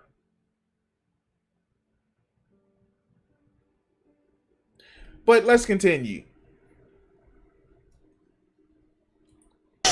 Oh yeah, Thunder. She's talking about. Wait, shit. Adrian is talking about the locks. Thunder. Yeah, shit. Fuck. Yeah, this. But this. He's irritating me by his stupidity. All right, let's go. this woman over here is trying to set up sex goals. Let me see. I wonder if I can find 15 penises of which I can put inside me by this first quarter. What's the first quarter? January. And so, fuck. Oh God. If somebody hit that goal, then that's cool. I mean, like, if guys hit that goal, then it wouldn't be a problem. Oh, all right, let's January to March. Okay, let's see if I can do that one. Should we add sloppy toppies on there as well? Put that on there as well. You always add sloppy toppies. I'm just saying. You always add sloppy toppies. But okay, I'm being an asshole. But let's go. As another goal of mine to obtain. Butt stuff. Put a question mark next to butt stuff. It's like just night and day. Wait, question mark? Okay. Night and day. This one was. I have goals for sex, of which I mean, I don't know, it's quite the spoiled mentality, I must say. I just find it rather humorous that this woman legitimately has sex goals. Shit, I have sex goals too. May not be audacious as hers, but fuck. I have sex goals too, but let's go. Goals to find a husband and make a family? Not everybody wants to get married and have a family. That's not default of humans. That's shit that we're programmed into. Okay. Yeah. Oh, yeah. He's shaming her because she wants to fuck. There are people that like to fuck. I'm sorry to say, some people like to fuck. But let's continue. I just want some dick. And so these are the women we have to pick wives out of, man. She has never mentioned that she wanted to be a wife. Like, oh god, the Gish Gallop in this one is fucking amazing. Let's go. This is our inheritance, boys. This is And like I said, it's more of a deviation than it has been a complete failure. Said, yeah, I bet. I'll cut to the chase. These last 10 months, January to October, have been my hoe months. I've been doing some fuckboy shit and some hoe shit. So for a bit, You don't have to, like, oh my god. Like, this man is literally taking somebody's video who, like, does he even give her credit?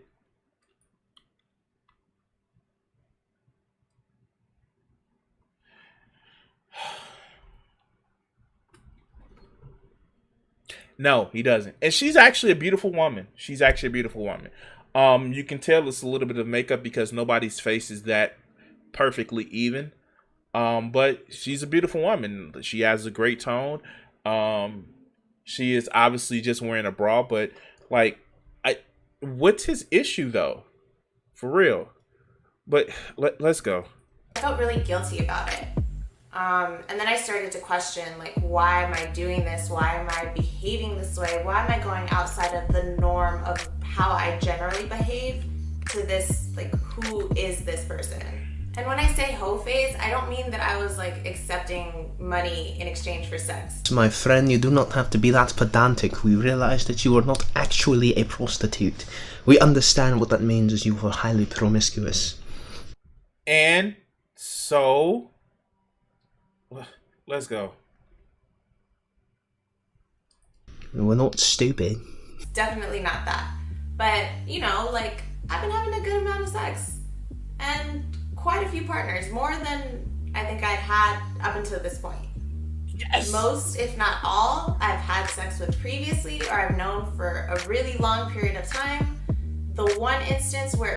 So, wait a minute. She isn't fucking strangers. She's actually fucking people who she's known, she's maybe friends with.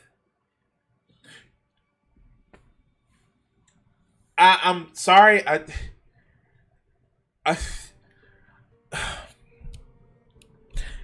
If you can help me out, guys, by liking the stream to help me make it through this fucking.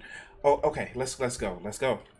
Felt like it was going to be a one-night stand, and that would have been my first one-night stand, actually turned out to be more of like a continuing tryst. And didn't you just date him and then... I don't even know why I asked that question. I don't even know why I don't even continue. So why am I sharing this? Well, I mean, you asked, not me. I already know in my comments there's going to be all kinds of like finger pointers and Bible thumpers. Tribute my whole face. I know this is react inception when I'm reacting to his reactions to this, but it's just like I don't get why he is so fucking fixated on her sexual escapades because she don't want to be a wife like he thinks that she should be a wife. Oh, okay.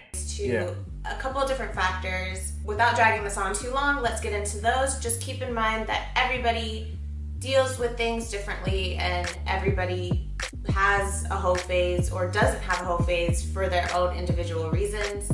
These are my reasons. This is what happened. So first, I never had one. Okay, what is this stupid fucking look for? Some people want to experience life. Sometimes that's multiple vaginas, sometimes that's multiple penises, regardless of which equipment that they have.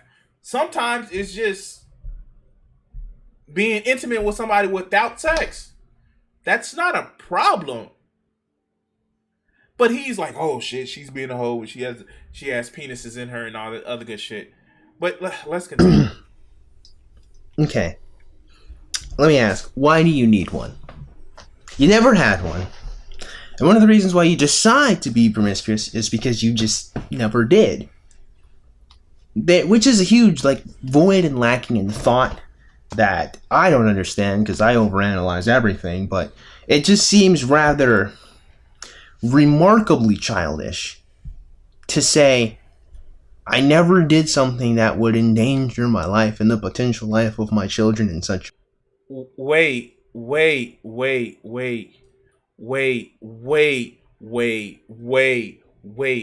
have condoms, dog. We literally have safer sex practices. These are these motherfuckers that literally think that for some reason or other, people are just fucking all willy-nilly without protection or some shit. You can fuck without, well, you can't fuck without risk, but you can limit the risk of having STIs. Like, that's a thing that happens. And as Wajida said in the chat, who says that she wants children? But let's continue. Manner. So I'm gonna do it. Just just throw your hands up. Why? Why would you participate?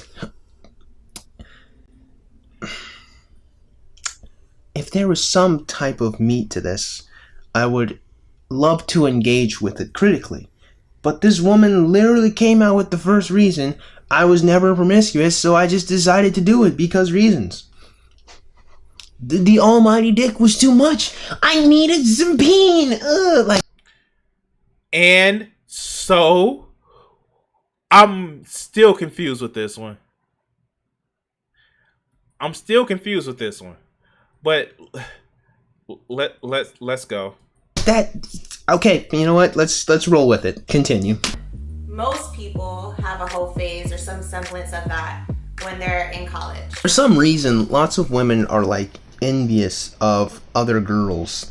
It's not all women, by the way, but I have noticed this consistently, where women find envy in other ladies' promiscuity, and thus they decide that they too must also enjoy large amounts of penises rammed inside of them repeatedly on different nights. Wow, he's literally thinking about this shit. Wow, okay. All right. So, yeah. He doesn't seem like he has an issue. No, he doesn't seem like he has an issue. Of course he doesn't. He's fine. He doesn't think about getting penis rammed inside of anything. Or somehow they'll find consistent partners that for whatever reason they decide not to commit to, which here's the thing, I don't really grasp this. Maybe there's something wrong with me. Maybe the promiscuous women who watch this. Truer words have never been spoken. But let's continue. Maybe you guys can tell me, but what exactly is the grand difference between lots of different penises? Is there an average? Is there a middle ground? Is there does each individual penis have its own QR code that gets scanned into your vagina that's this totally new, strange experience you've never had before? Is every Well, here's the thing, and this is something that I want people like him to actually understand. Sometimes people can't fuck. I'm just saying, sometimes people can't have sex well. And sometimes here's the thing, there are different penis sizes, different penis skills level, different durations.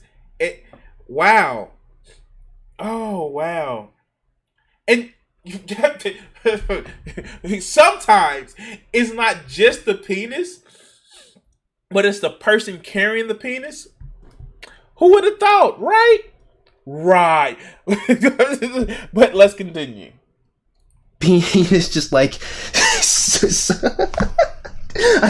thing that I just don't understand. Like, I would posit the same. Yeah, Joe, you're right. This guy has been on Pornhub and he knows the difference. But let's go. Same question to young men as well, because the idea of like being promiscuous, I just don't see enough of a difference between women to justify a need to constantly go out and have sex with different women. Like, a vagina is kind of a vagina to me.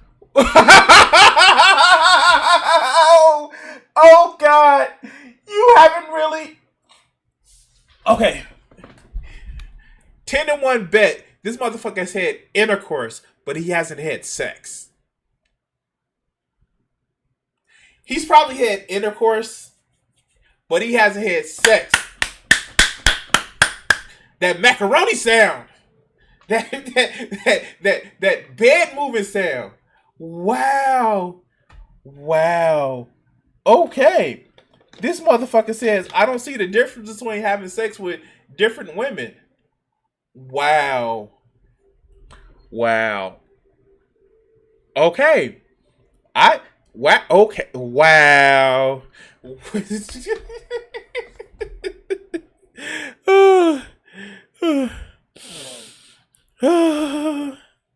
Oh God. Oh God. Oh God. Okay.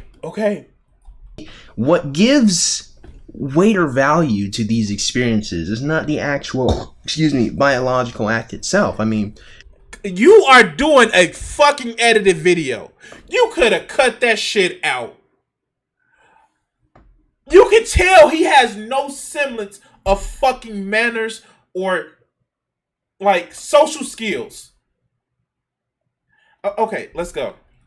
We're 7 billion strong as far as humans are concerned. The act itself is not special. It's just kind of a mechanism of which to make new people, correct? What gives it value, my friend, is the fact that it's an experience only you guys do. What gives any experience value is the intimacy. Like, if you go on a trip. Wait, did he just literally say? Let's go rewind that shit.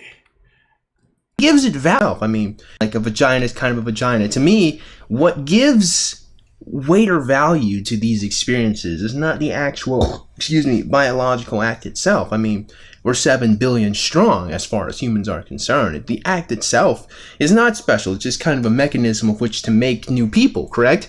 What gives it value, my friend, is the fact that it's an experience only you guys do.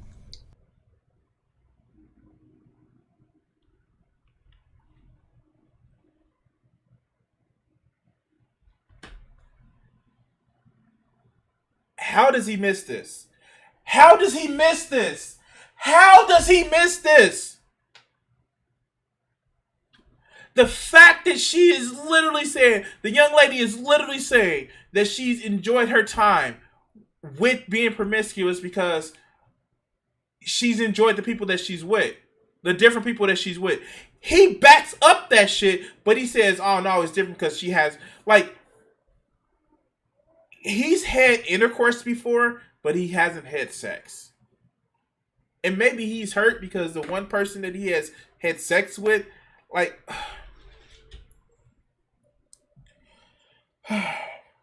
wow. I'm just done. I'm done. Let's go. What gives any experience value is the intimacy. Like, if you go on a trip to the park or like an amusement park with your family, you're going to see there's thousands of people there. But the thousands of people there, that's not what's important. What's important is the intimacy, the bond shared in your unit as a family. You are making memories together there. There might be thousands of other people. He said out of course. Oh, shit. Okay, Joe wins the comment of the stream. Oh, shit. Okay, let's go. People, but like, the act itself isn't really special. It's the time and... I don't know who you done had sex with, man, dude. But man,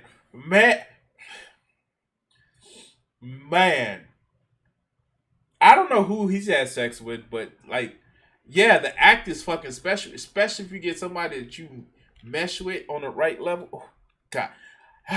Yeah, let's go. In the moments and the people that you're with that give it weight and value. But if the people that you're with don't have any weight or have no value, if they're just dildos, if they're just fleshlights, what are you doing?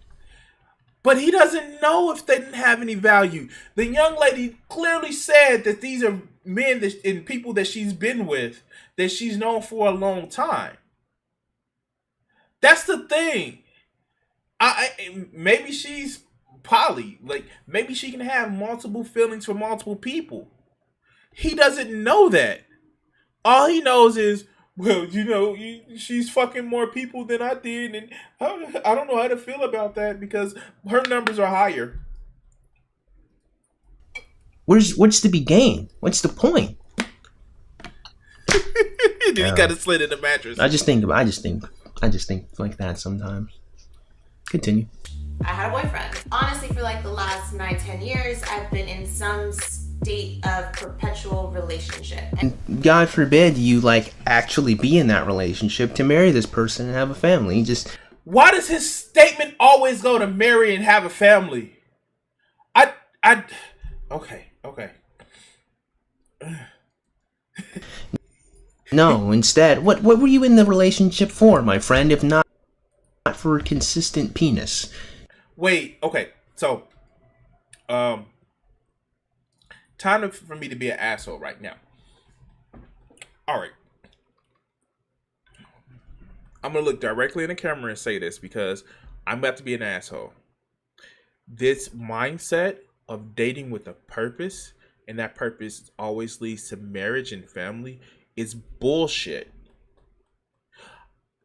This is my personal thing. It's my personal thing. My personal fucking gnawing my craw. I fucking hate this. I fucking hate this mindset because I deal with it on dating apps all the time. Yes, I use dating apps because COVID and shit like that.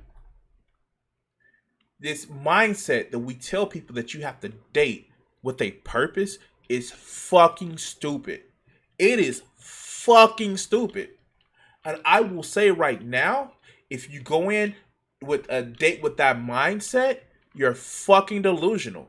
Because the only thing you do is set yourself up for fail, or for somebody to lie to you, or to stumble dick first into a relationship and not know what a relationship is. It's fucking stupid. The only purpose that you should have for dating somebody is because you like them and you choose to be with them. Not that it leads to marriage, not that it leads to some future kid, because at that point, you're not dating a person, you're dating a possibility. And when you date possibilities, you miss out on the red fucking flags. And I'm sorry.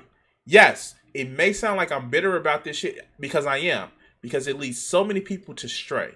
It led me to stray because I used to believe that you had to date and be with somebody that you could see marrying. I got smarter. I got a whole lot better from that toxic fucking mind state.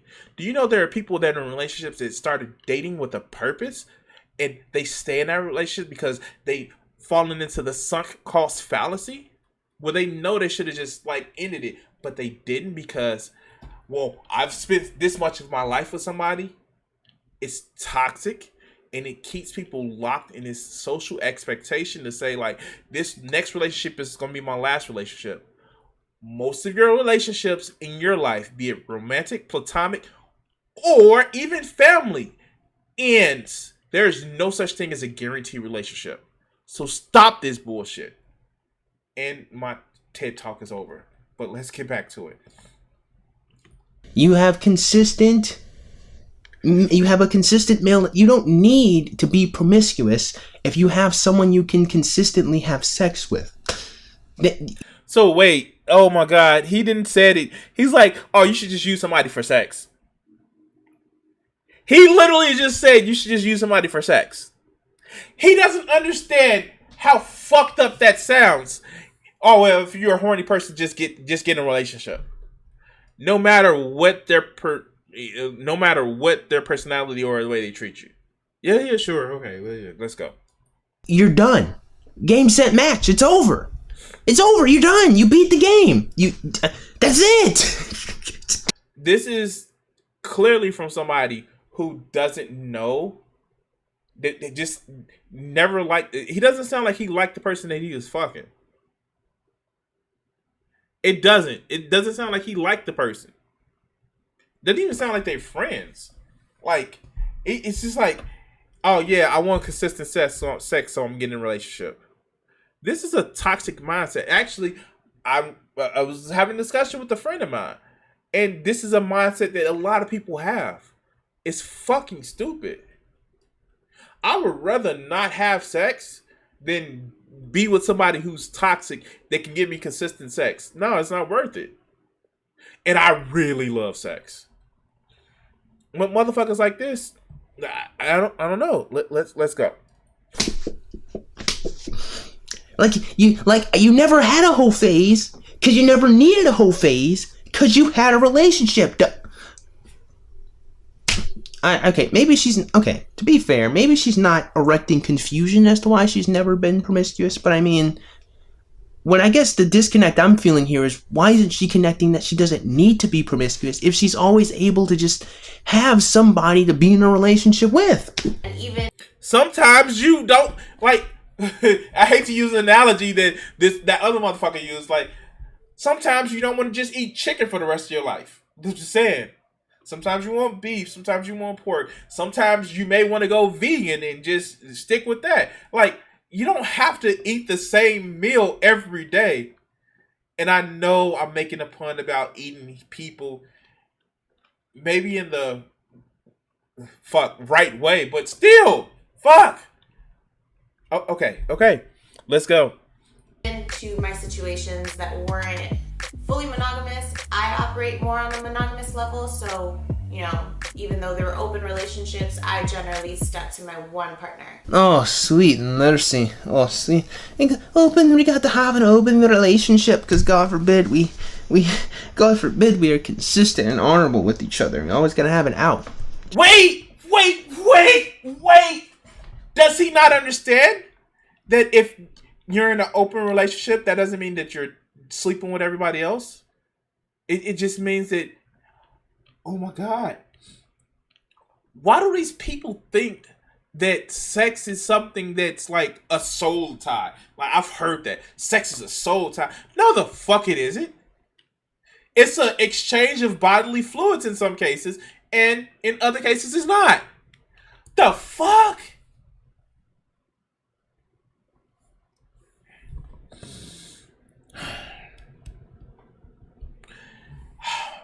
This is hurtful. This is painful. And if you're watching this on YouTube, please like the stream or follow on Twitch. Thank you.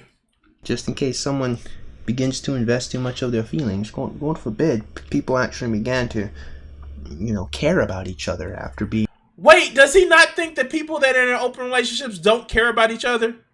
Does he not believe that? Sex is not the sign that you love somebody or you're committed to somebody.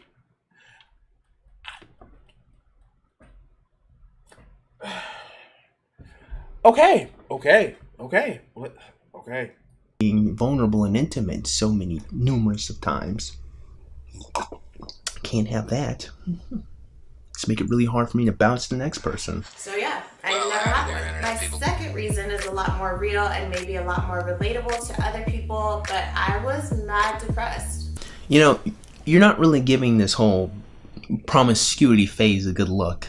Especially not if you're going to tell us that you were promiscuous because you were depressed. You are making this look like not a...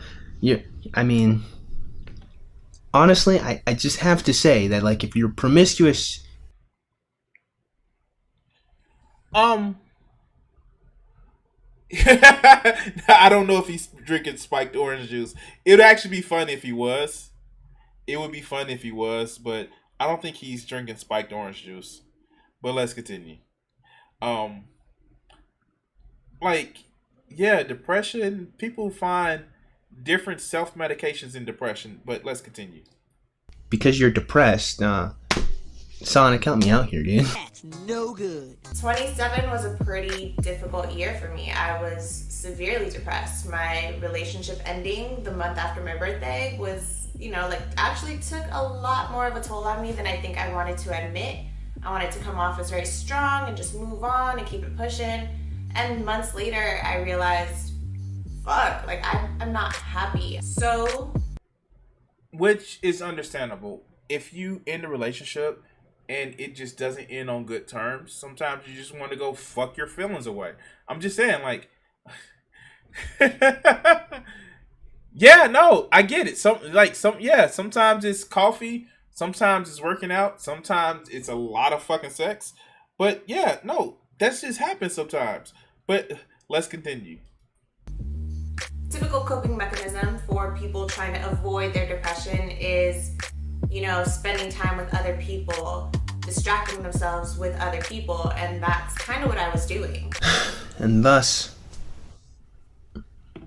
I've said this a lot on my channel. I just, I just kind of like the fact that she's confirming what I've said for years now. I gladly appreciate that. Thank you very much for showing people that I'm right. Wait, he didn't admit why he was right. He just says, I'm right. That depressed people want to have sex? Ding, ding, ding, ding. Fuck. Sunday? Because Sunday? Okay. Okay, sure. Let's go. So my third reason, I really like sex. You know what I don't understand? What I can't grasp is for some reason people who really, really like sex always feel a need to do it with lots of different people. And what I can't grasp is why can't you just really like having sex with your consistent partner? Wait. That's like asking a foodie, why don't you just eat one thing? That's like asking an alcoholic, why don't you just drink bathtub rum? That's like asking somebody who likes to go to the gym, why don't you just do bench presses? Well, some people that just like going to the gym like doing bench presses anyway. What the fuck? Oh, okay, let's go. I just don't understand why it would require a constant need to go find different people to do it with. It's incredibly dangerous, for one. He keeps saying this. How much you want to bet that he actually doesn't use condoms because he thinks, oh, that's some weird shit. How much you want to bet that he doesn't, because reasons? But yeah, if you use condoms, you are practicing you're having safer sex practices. But let's go. And for two, in the end, all it's going to do is just leave you an empty husk. Wait, no.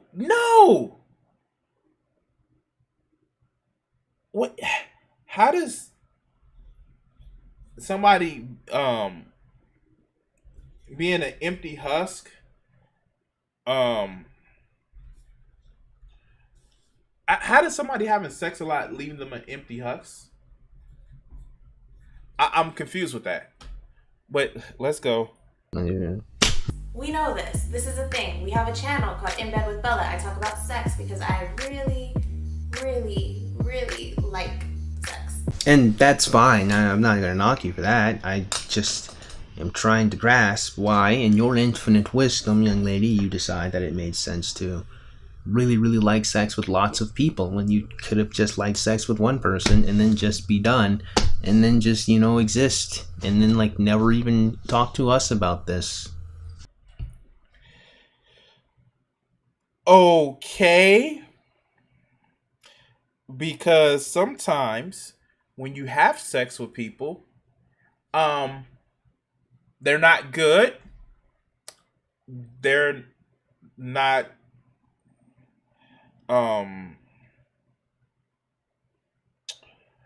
how do I say it? They are like you that thinks that it's only about the mechanics.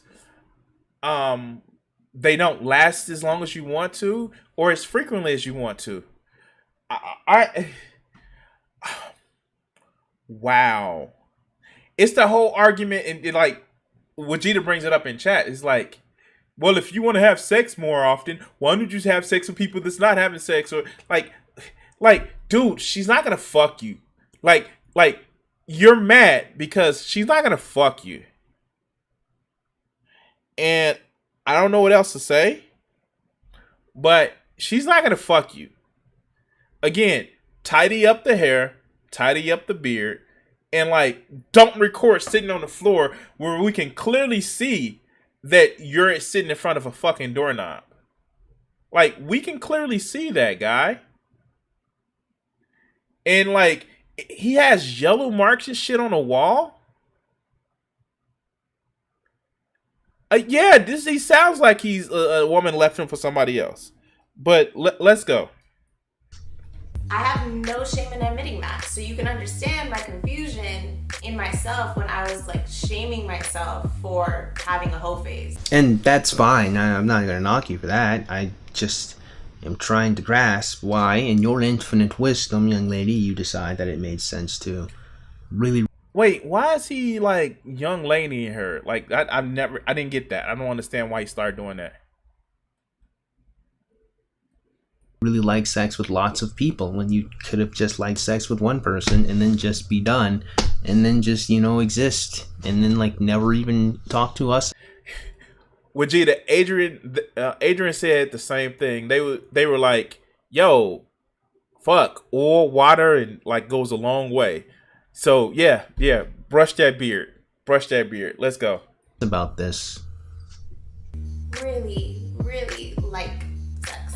I have no shame in admitting that. So you can understand my confusion in myself when I was like shaming myself for having a hoe phase. You know, I have to say it's really interesting, right? Because like if you feel shame, that means there is some part of you, there's some core, there is, dare I say, a soul in you that is saying there's a problem here, there's something wrong. But due to your pride and arrogance and your ego, you decide to smack that piece of your soul in the face and then kick it off into a cliff as it falls to the ground and dies. Because, I don't know, you have a wop, I guess. Yeah, she has that wop! Wop! Oh shit. Holy shit. Holy shit. Holy shit. Holy shit.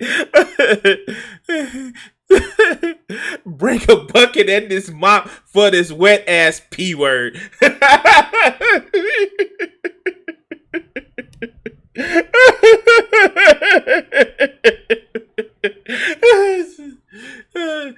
Spending everything you got for this wet ass P word. All right, okay, let's go. The almighty wop must be consumed with the almighty peen. That's the greatest thing in the world, apparently. And kindness, virtue, actual strong, tight-knit relationships with people you love, that means nothing. But you can have that and still sleep with multiple people. Or have a relationship with multiple people. Oh. Shit. All right, let's go. You can get a dick in your vagina, apparently. Yay! I know that even though I wasn't always acting from a place of mindfulness, I vetted my partners. I use protection. These aren't like shitty rando people that I'm picking up off the street and then I feel guilty about. There's not enough mindfulness to realize that you are hurting yourself more than you're helping yourself, but okay, fine, mind. Wait, what? Wait, what?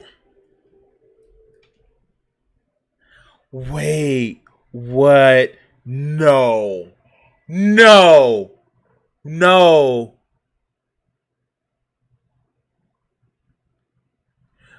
Wait, what? This motherfucker literally said that she's hurting herself, even though she says she took the necessary precautions. Okay. Let's go. Mindfulness. I guess mindfulness enough as I just gotta make sure he wears protection so I don't get pregnant, because God forbid I use sex for its intended purpose in making new people. Wait, what? Wait, what? Wait. he's literally saying, like, I and I don't know why you're not, you're being censored, Vegeta. It's something going on. I see your comments, but I don't know why. I don't know why YouTube is censoring you. It's stupid. But yeah, it's fucking stupid. But like this religious shit, man.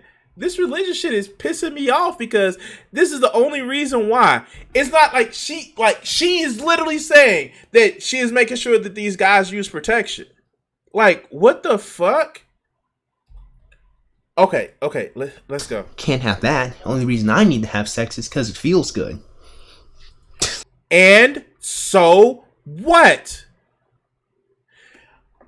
I am so convinced that these motherfuckers don't even care about not having sex. It's the fact that they want to lock a woman down in a fucking relationship so they can always feel like they have the possibility of having sex when they feel like they can run and get 20 different chicks.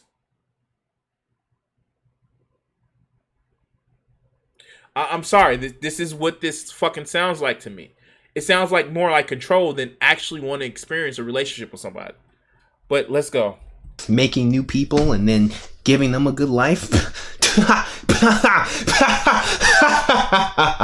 Why would I ever do that? Duh.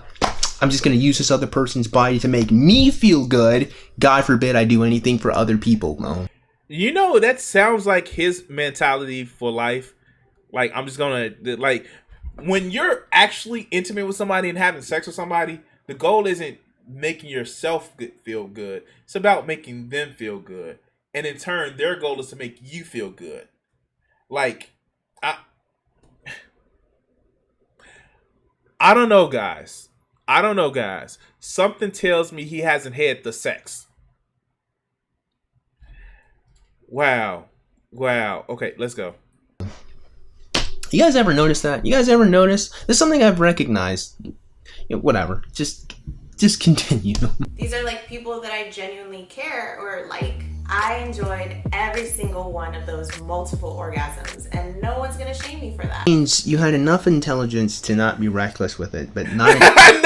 notice that he didn't even listen to, like, she's like, I enjoyed every one of those multiple orgasms.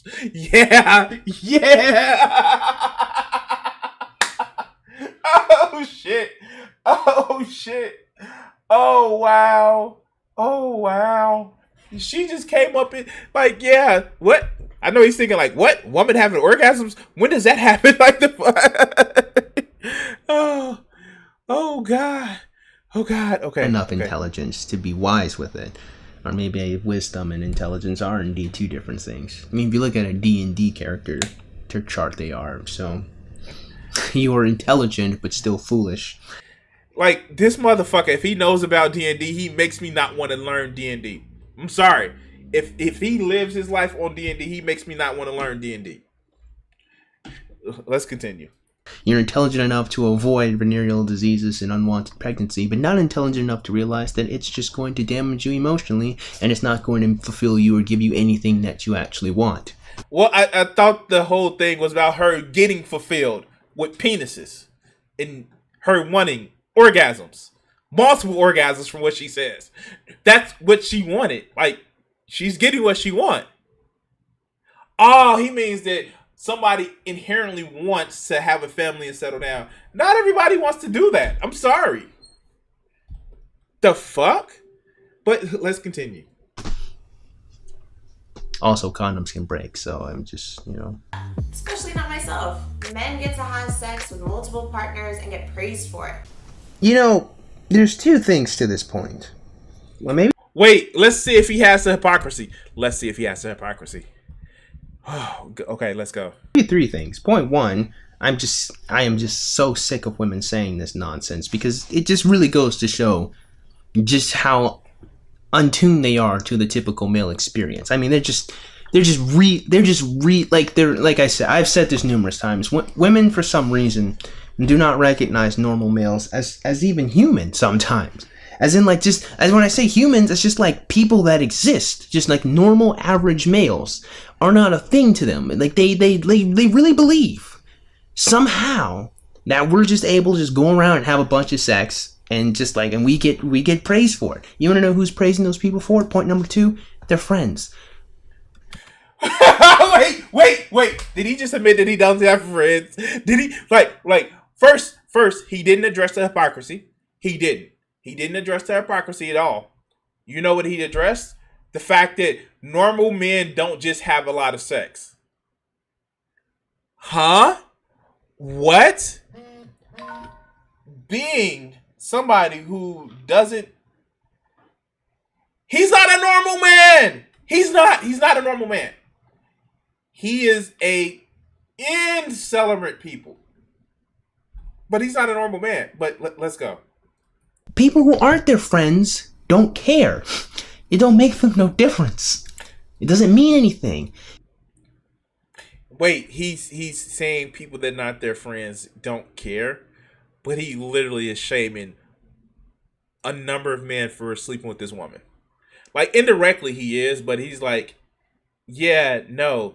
And dude, what's up with, like, god damn. You can put makeup on if you're gonna be on camera, man. Like, dude, when you look like I know, like, I'm not the best. Like, I don't keep tone, and I don't like, dude. This is a stream and all that other good shit. But like, dude looks like he doesn't sleep well. Maybe if he like stops chronically masturbating, or maybe if he did chronically masturbate, he'd probably sleep better. Okay. Okay, yeah, sure.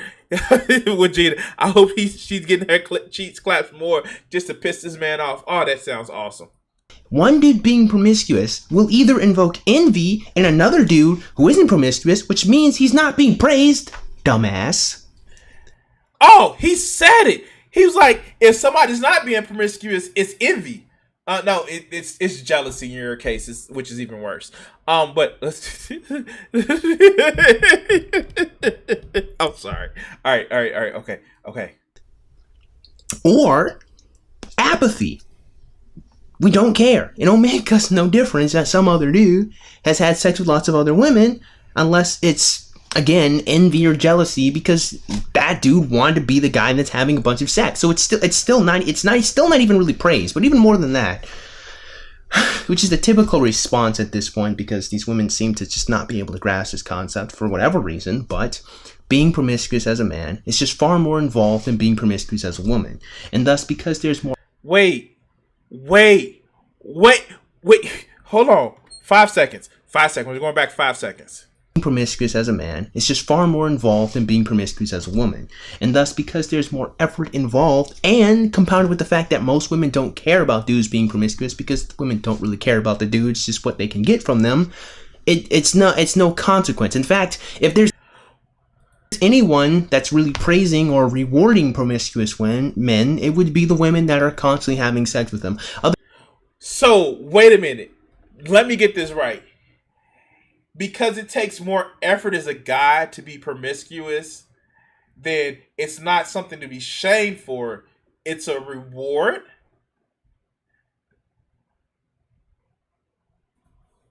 Oh, God. My brain. Like, do you hear yourself?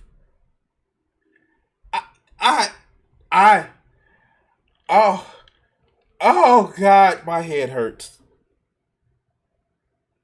This man literally says that it should be no shame in men because it takes effort to be more promiscuous.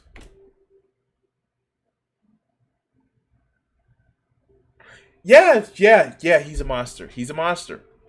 Oh my God, he's a monster. Anyway, make sure you hit like on the stream, please. Thank you.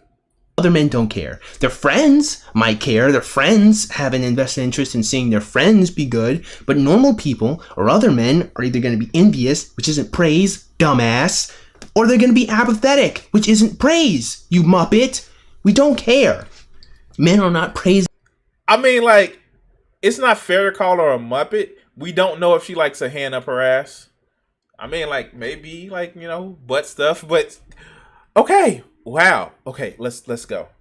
Other men by virtue of just having sex with different women. Okay? We're not. We're just not. It's just we don't care. It's that look. Did you see that look?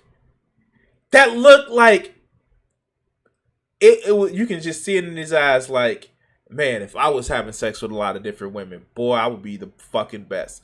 Like that look. Like look at this shit. Look at this shit. We're not.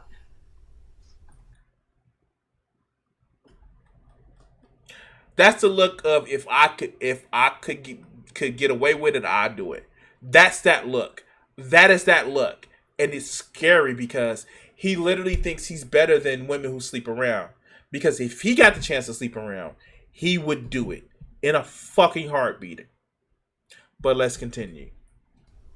We're just not. It's just we don't care. It doesn't really matter to us. At most, it's like a quick burst of wow, that woman is beautiful, great job, and then they move, and then we go on with the rest of our lives. It's not like a thing that like we care too much about. But more than that, which is point number 3, you ever notice how instead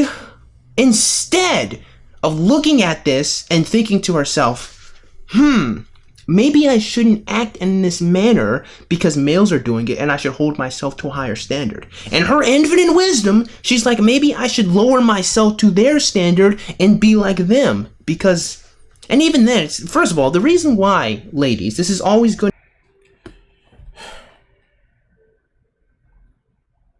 I don't. Wow.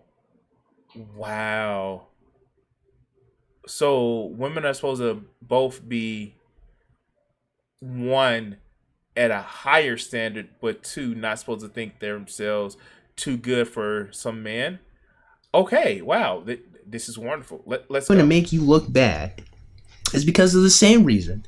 It's always going to make any dude look bad when he picks on someone weaker than him or when he hits a woman, because there's no honor. You have more power in this regard, fleeting as it might be. You have more options, you have more chance, you have more ability of which to choose the sexual partners you want. There is nothing praiseworthy about being a woman and being able to get a dude to have sex with you. There's no honor. With great power, there must also come great responsibility. Ladies, or you people that sleep with men, because it's easy for you to pick whichever penis you want to ride, suck, touch, then because you have that great power, because you have choice, you need to use that choice sparingly. But men, because, it's hard for us to get somebody to sleep with us. Oh, not that hard. Because it's hard in some sort of way, then you should actually, if you do it, it's an accomplishment. Because reasons. Yeah, no, reasons. Anyway, let's go. And if you jerk that responsibility, no one is going to respect you for it. No one is going to praise you for it. No one is going to like you for it. All you did was be. You were a woman and you were in an area.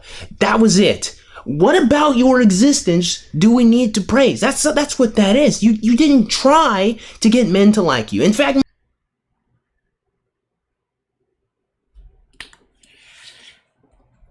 I hate when these motherfuckers make this argument because it leads to the whole thing that first, men aren't choosy, they take whatever sex is thrown at them. 2, it just makes men seem weak and ineffectual for going after who they desire and who may desire them. It's just so much with this whole mentality that just make men look like fucking idiots, and it makes it seem like women have all the power with sex. No, they don't. I'm sorry. Nobody holds the exclusive power or right to sex. It doesn't happen. I don't even fucking get it. Like, how? Like, wow. You make men look weak. Right now, if you were to go out and change your motherfucking attitude, do that fucking hard work that you say, maybe, and of course, with, you know, stop looking like you don't give a fuck about the way you look, maybe you can get you a woman. Or 3. Or 4. But it's your attitude, dog, that's fucking with you. But let's continue. Well, I've seen lots of women complain about all of the scrubs that want them constantly. If it's a scrub that wants you, then it's a curse. So then we're supposed to feel bad for you. We're supposed to feel bad for you if lots of creepy guys want you, right? But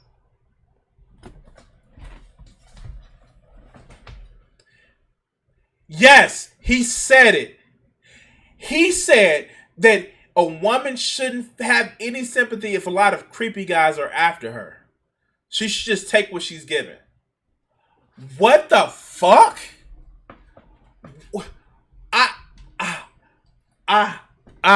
Wow. My brain.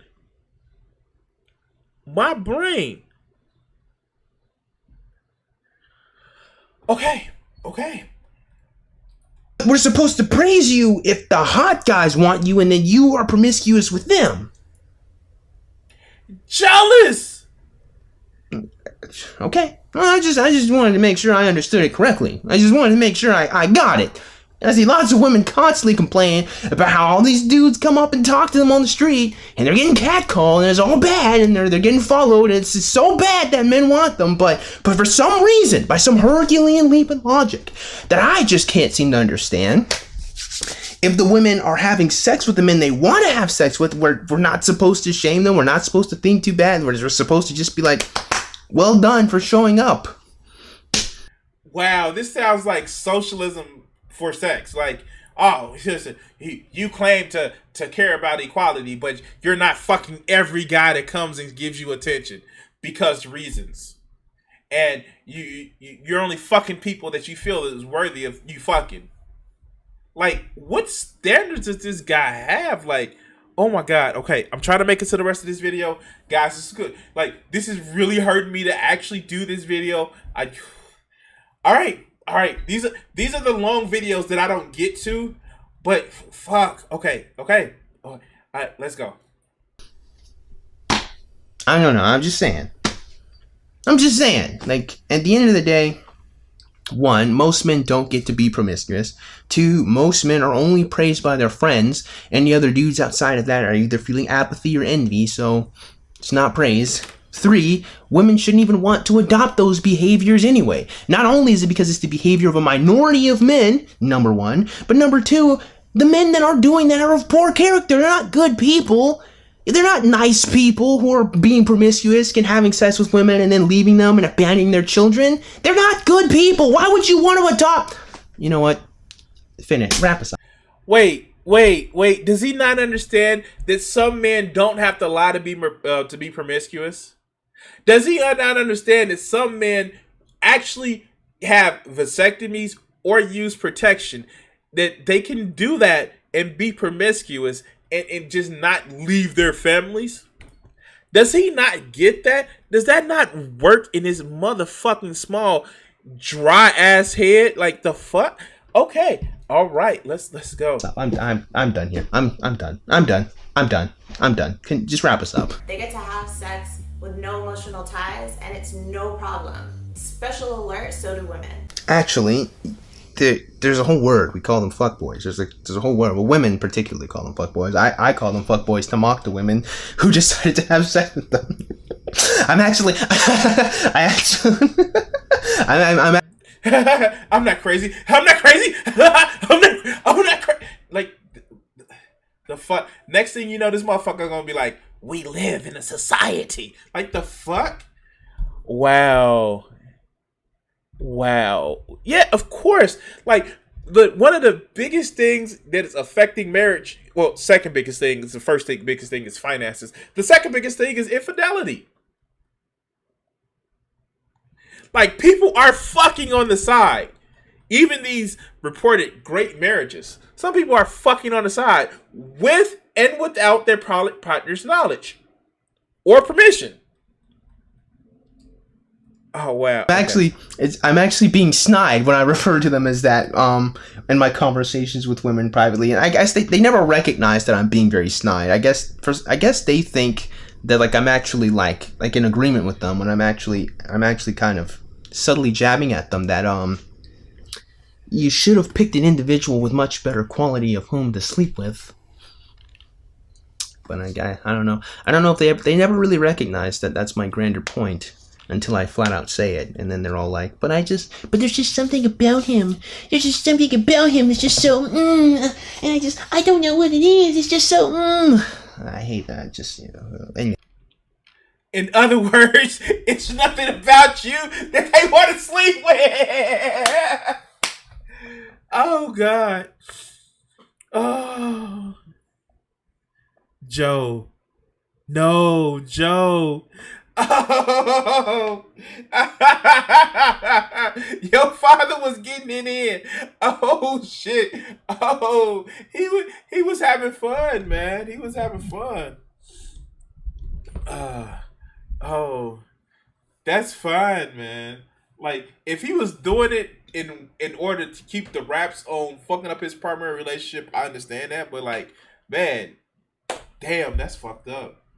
Like, yeah, no, that is both awesome and fucked up that people have to keep it a secret. But let's go. How?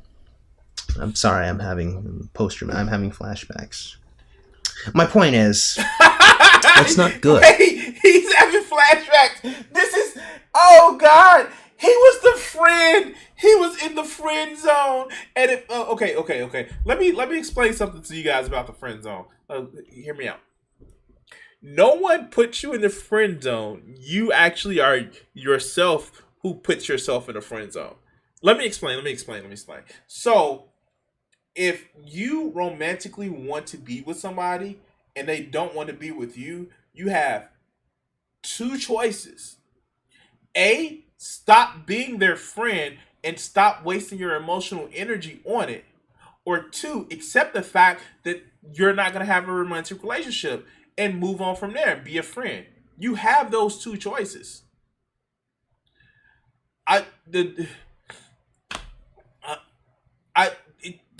That's it. Never be somebody's friend in hopes of tricking them one day into be fuck buddies. That shit doesn't work. It's manipulative, it's demeaning, and it's dehumanizing. But yeah, no, fuckers like this don't understand that. But let's go back. It's not a good thing. Even if, let's just say we lived in a world where these men are being praised for being able to have sex with no emotional attachments. That's not a good thing. That's not something that you should strive for or even want. Why?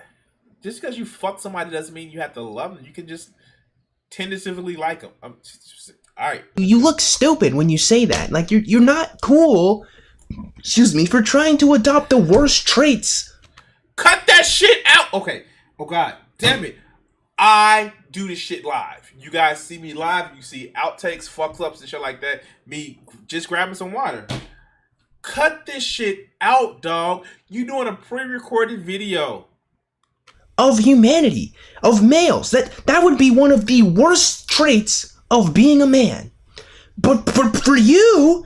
You're like, no, I should do it. I should also be bad and degenerate too. I should also be able to be cruel and manipulative and take advantage of people. What does he really equate? I know I joked about this earlier, but does he really equate being promiscuous as being lying and manipulative? This woman never said that she lied to get the sex that she wanted. Was manipulative to get the sex that she wanted. Her existing and having a vagina doesn't mean that she's manipulating people to have sex. She chose the people that she wanted to have sex with. And they chose her. Tentatively speaking. Wow. When you think that the only way you can get in a sexual relationship is lying and manipulation, you have other issues that you have to deal with, dog. But Men can do it. Why can't I? No, why do you want to is the better question. Jeez Louise. His voice has just gone up and stayed like an octave higher. Like, if you remember the first part of this video, his voice was like, yeah. Oh, God. It's like he's just like in his final stages of being a whiny little bitch. Jeez. The reason why you can't do it again is because it requires no effort of which for you to do it to begin with. It's not a difficult task. There's nothing praised or noteworthy about you existing as an attractive woman. That's why you can't do it. But number two, you shouldn't want to do it. There's something wrong with you if you want to be a cruel person. You shouldn't want to be evil. Jeez Louise. Being promiscuous is not... Wow. This man is literally saying being promiscuous equals being evil. I don't know. Wow. Okay. Golly gee, man. We have to pick wives. We have to pick wives out of these bunch of women, man. You know, honestly, there ain't really much. Oh, he does know what a cut is. He does know what a cut is. Fuck. He does know what a cut is. Okay. Much else to say here. There is the rest of her video, but I mean, I ain't gonna cover it because I ain't got much reason to. He took the break to masturbate. Oh, he took the cut to masturbate. Like, oh shit. Like, I was getting all worked up because she's out sucking this Chad's or Tyrone's dick. Oh god. Oh. Okay. I think we've heard what we needed to hear. So I guess in conclusion, it's rather annoying to me that women, one, seem to just be totally just not able to understand men or even think critically about the male experience in general. Like, geez Louise, like women are just, they seem to only concern themselves with Chad because that seems to be the only type of men that exist in their lives. And you seem to only concern yourself with women that have sex with other people. And that seems to be the only women that exist in this life. How much you want to bet that he actually has a woman in his life that may, oh God, like his shitty personality, and he doesn't give her the time of day because she isn't the stereotype?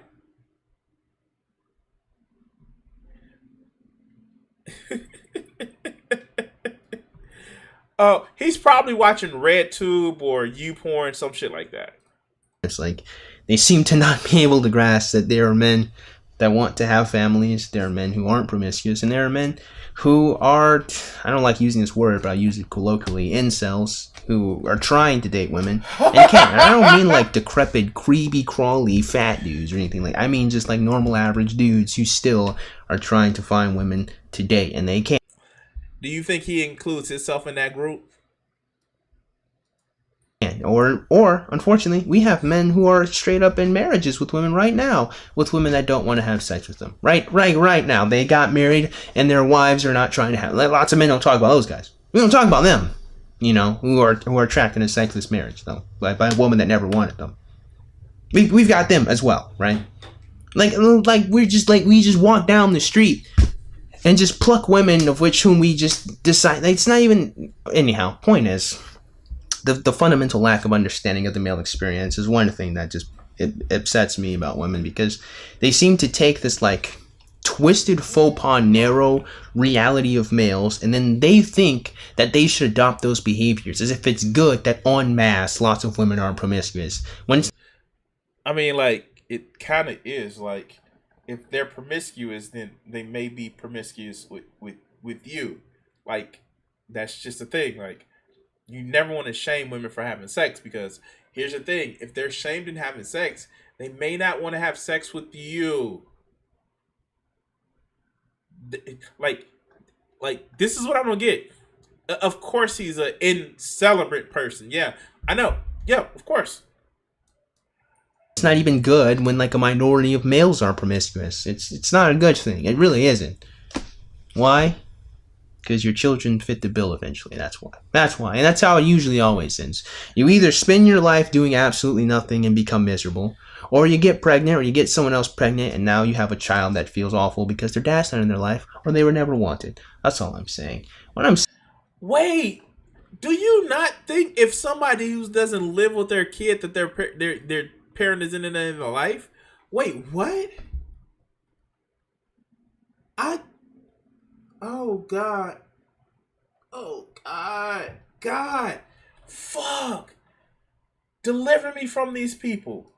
Let's give him his last little few seconds. Saying here is, man, you should, having a promiscuous phase doesn't do anything for you. The more you think about it, the more you're going to recognize it doesn't do anything for you. There's not enough differences between multiple different penises to justify a requirement or a need to swap between them. In the same way, there's not enough differences between multiple vaginas to do that. It's the person that you're having this sex with that is important. If you don't care about them, you probably shouldn't be having sex with them. Just get a fleshlight and just like what, $50 on Amazon?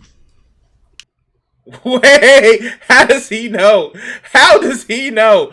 Oh shit. Oh shit. Oh wow.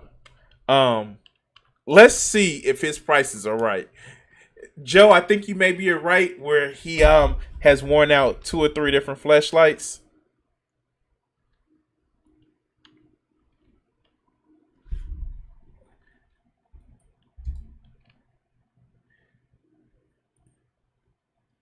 Oh, he's getting the good kind. Because the ones on Amazon is like $25. He's paying that extra coin. Nope, it's one that's 40. Oh, the good kinds are like 40. Oh, wow. Well, I can't show this on Twitch. I know I can't show this on Twitch. Oh, wow. Wow. Oh, shit. Oh, shit. Oh, shit. Oh, wow. Actually, here, if you are, by the way, if you're watching this and you're on my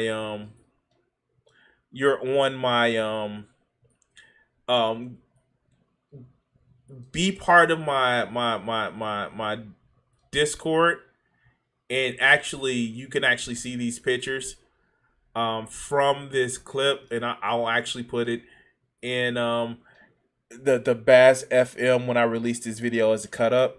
Yeah, no, this is fucking awesome because he literally says this. He literally says this. And I by the way, guys, if you haven't done so already, please like the stream. It would actually help me out a lot. Please like the stream. And I'm going to put this in stream chat for everybody to actually look. This picture. And you'll get context if you know what it is. Here. Yeah. But yeah, let's let him finish. 20 maybe? I don't know. I'd have to look at it and give you guys a good price for it, but come on. With that being said, man, I assume that you guys got something out of today's video. You probably didn't, but if you did, man, go and click the like button. And shoot, go and click that one. Bah! Subscribe button. Comment in the comments below. And as always, you guys have yourselves a great day. I'll see you cool kids. Alright, so let's just address this. He's a shit person, and yeah, no, I didn't get anything from him, and like even his outro is a fucking lazy. This shit is fucking unbelievable. And it's just like, I don't get it. I don't fucking get it. Guys, like I will say this. I personally will never actually shame somebody for being promiscuous. It's not worth it because, for one, when you do that, when you shame people for being promiscuous, you literally cause somebody not to want to fuck you. And the goal and the key is to make sure somebody wants to fuck you. And I'm sorry, like I just don't get these mindsets of these people, because all it does is just put you in a state where you feel like you're fucked up. Nobody wants to sleep with you, and nobody wants you. But changing that attitude helps a lot. And yeah. By the way, guys, thank you for watching this video, and hell, subscribe. All right. So, let's just take a little break here. I do want to say, so, if you're tuning in now, I've had some issues with streaming today where I couldn't actually stream to my game like I wanted to, and I'm sorry about that. The whole purpose of this stream was I had an unexpected expense that I'm trying to make sure that I cover. If you want to actually help donate, you can actually follow this link to actually help donate. It goes to my PayPal.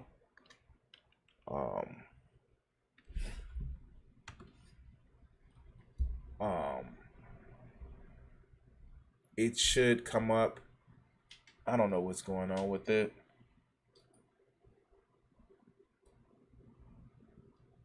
Here. This would actually help out a lot if you want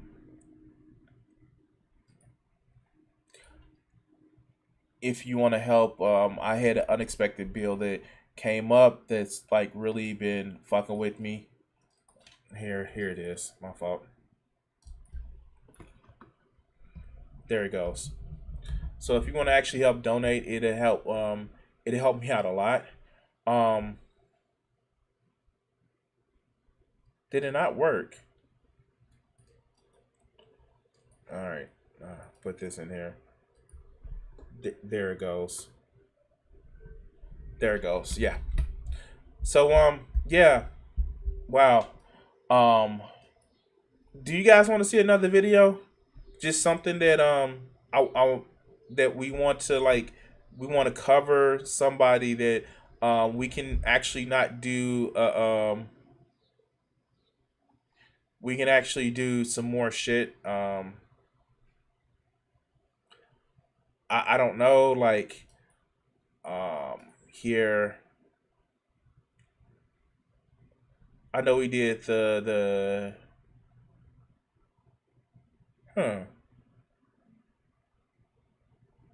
did that one already. So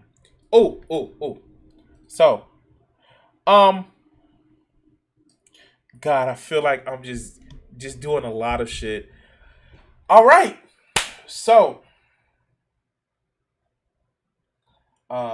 please first, if you can, like, before we get into this next guy, I know I just asked it, but can you like and subscribe and actually share the video? No, thank you for watching, and thank you for being in the chat, Joe. Dude, I always enjoy you. I'm glad that y'all didn't get Larry Elder in there or Caitlyn Jenner. I know we were talking about that on the stream the other day, but yeah, you fucking dodged the bully, didn't you? But let's go to this motherfucker.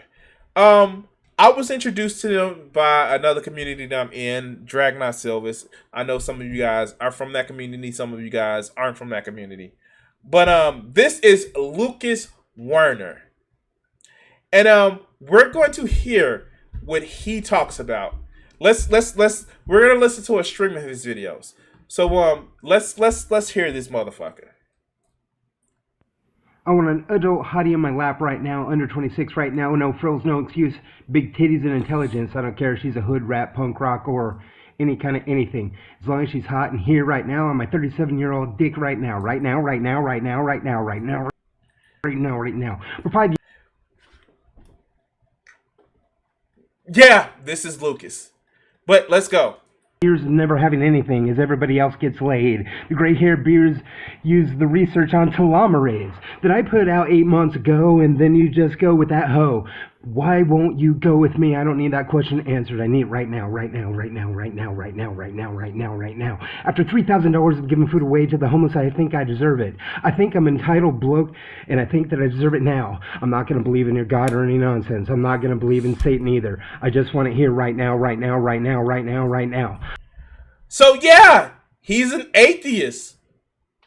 Oh God, he gives atheists a bad name. I've given a lot away as an atheist and an anti-theist. I've done everything that I can. I've lost 200 pounds and I've dropped from 5X to an XL. I've gone through 2007 to 2017 and I've given everything that I could away. I moved 418 miles and yes, I am entitled to it. Stop opening these terms with me, you big age phobe. Okay. So, yes, great. You lost 200 pounds, my friend. So, like, you went from a 5X to a 1X. That is fucking awesome. That is great. That is awesome. And you know what? Kudos to you. But that doesn't make you deserve a woman, dog. That's not how that works. You don't deserve a woman because you lost weight. You don't deserve a woman because you gave away shit. Fuck! All right, let's go. We need to get rid of this age phobia from chicks under the age of 26 because of telomerase research says if the father is 35 to 55, the kid will live longer, have longer telomeres, and intelligence more fitter. We need to get rid of it like we need to get rid of incest and pedophilia. We need to get rid of it right now. Oh, you're only having sex, your telomerase abundant. You're just going to get stressed and angry and then make everybody depressed and stressed and angry as you roll with the guy and just go fly, and later in life you have cancer. So if you don't get with a man like Lucas right now, then later on in life you're just going to have cancer. Because reasons. You should have kids early in life as quickly as much. And yeah, no, because reasons. Right now. I want a hottie in my lap right now. 18-year-old big tits, doesn't matter the subculture. Right here, right now in Spokane, right now, to go out with me on a date right now. Oh, God. That is painful. That is fucking painful. That is painful. But you know what?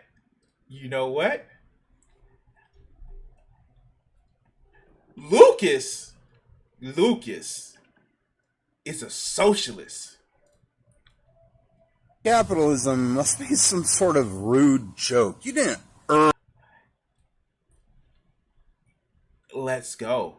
By the way, I fucking hate that he does his videos in portrait mode instead of landscape. Fuck. And like, I know YouTube actually has the short features. If you make a video within inside of a minute in portrait mode, then like YouTube actually gets the shit going. But this shit right here is fucking stupid. Let's go. Capitalism must be some sort of rude joke. You didn't earn anything to become the boss. You exploited people that worked under you, and you worked less than them and took their benefits. They should be getting 100% of their surplus labor, but you pocket it as profit, as expected through capitalism. No lies detected. Like, no lies detected. But it sounds like baby's first motherfucking instance with capitalism, with social commentary, or yeah, sure, let's go. And you hurt people by your very existence. You're there nodding your head, and then you go to the gold digger with more money than me. There it goes. He's not mad because socioeconomic conditions is fucking over people. He's mad because wait. He's mad because the people that have more money goes to the gold digger. What the fuck, man? That's not Marx's critiques on capitalism.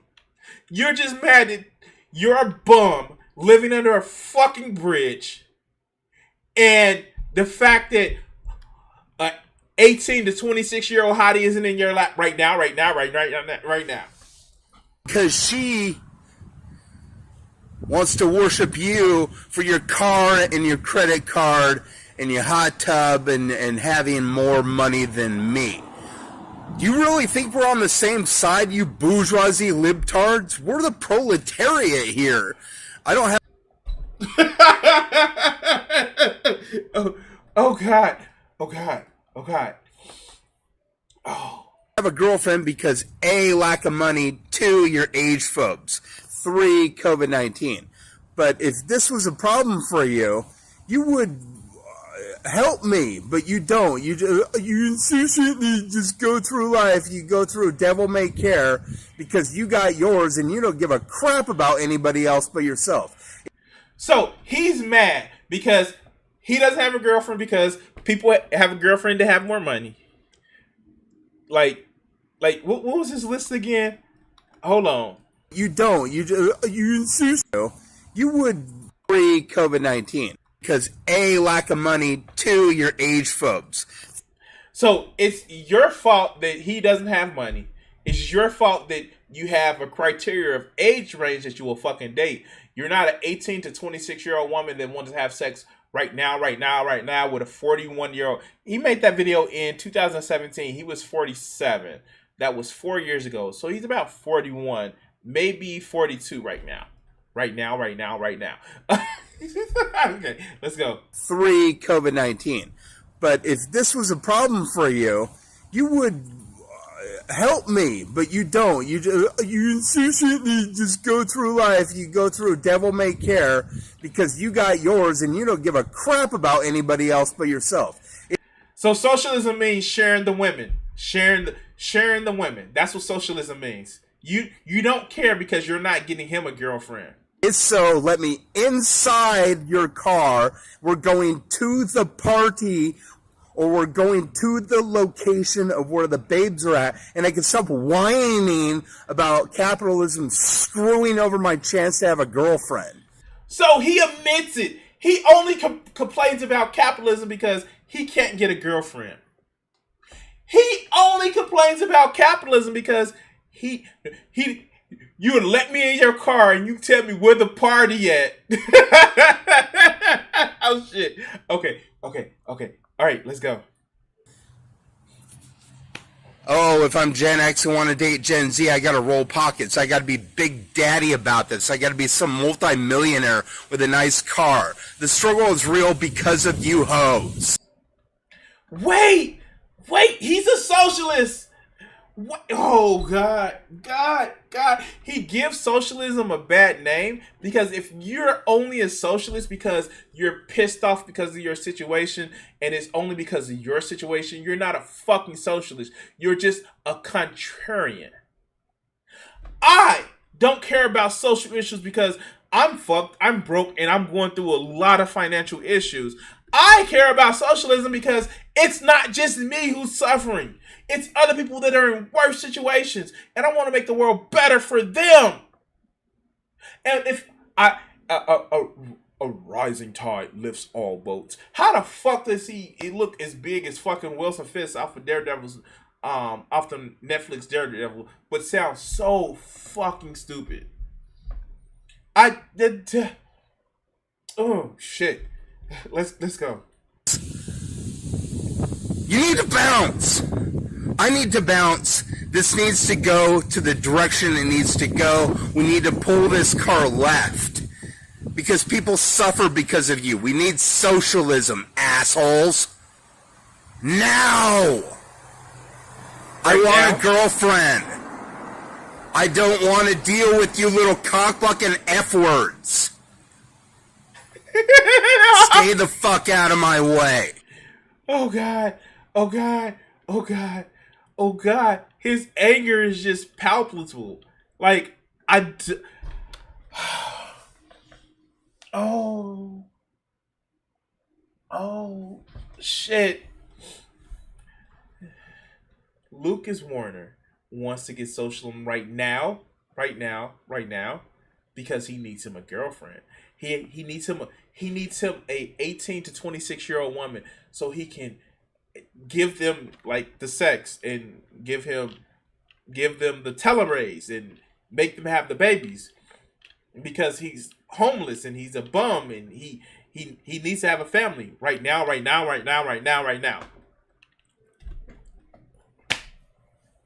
Yeah, okay. So, everybody, this is as much as a Lucas that I can actually take right now. Right now. I want to say, if you want to see more Lucas Warner content, leave a comment on the video. And I'm going to end this section right now. All right. Thanks for watching. And yeah. Whew. All right.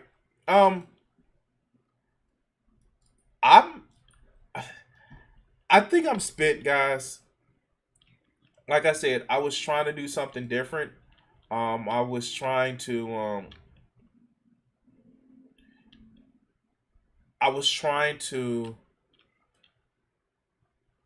raise money for my stream while I was streaming gaming, and it just didn't work well. If you want to actually help, please, the link is in it's the pinned comment on the video. If you want to help donate, that's fine. If you can actually help donate anything, it'll be much appreciated. Thank you for watching the stream, and I'm gonna try to see what's going on with my video player so I can actually play more video games. Anyway, thank you guys for watching, and well, we're about to end this right now. What do you think that these executives are afraid you're going to do to white America? Probably stop some racism. Stop racism? Yeah. I'm probably afraid of that, because then people don't hate each other, then people start talking to each other, and then they start talking to each other, they find out who's the problem. Which is? Greedy people. Greedy people. I have a couple things I want to ask you there. Do you really think that some of the guys that you dealt with at NBC, no names, right? Because there's lawsuits for that too, that some of these guys really want to promote racism actively, or is it a subconscious? I just think it's part of capitalism, is to promote racism, you know, right?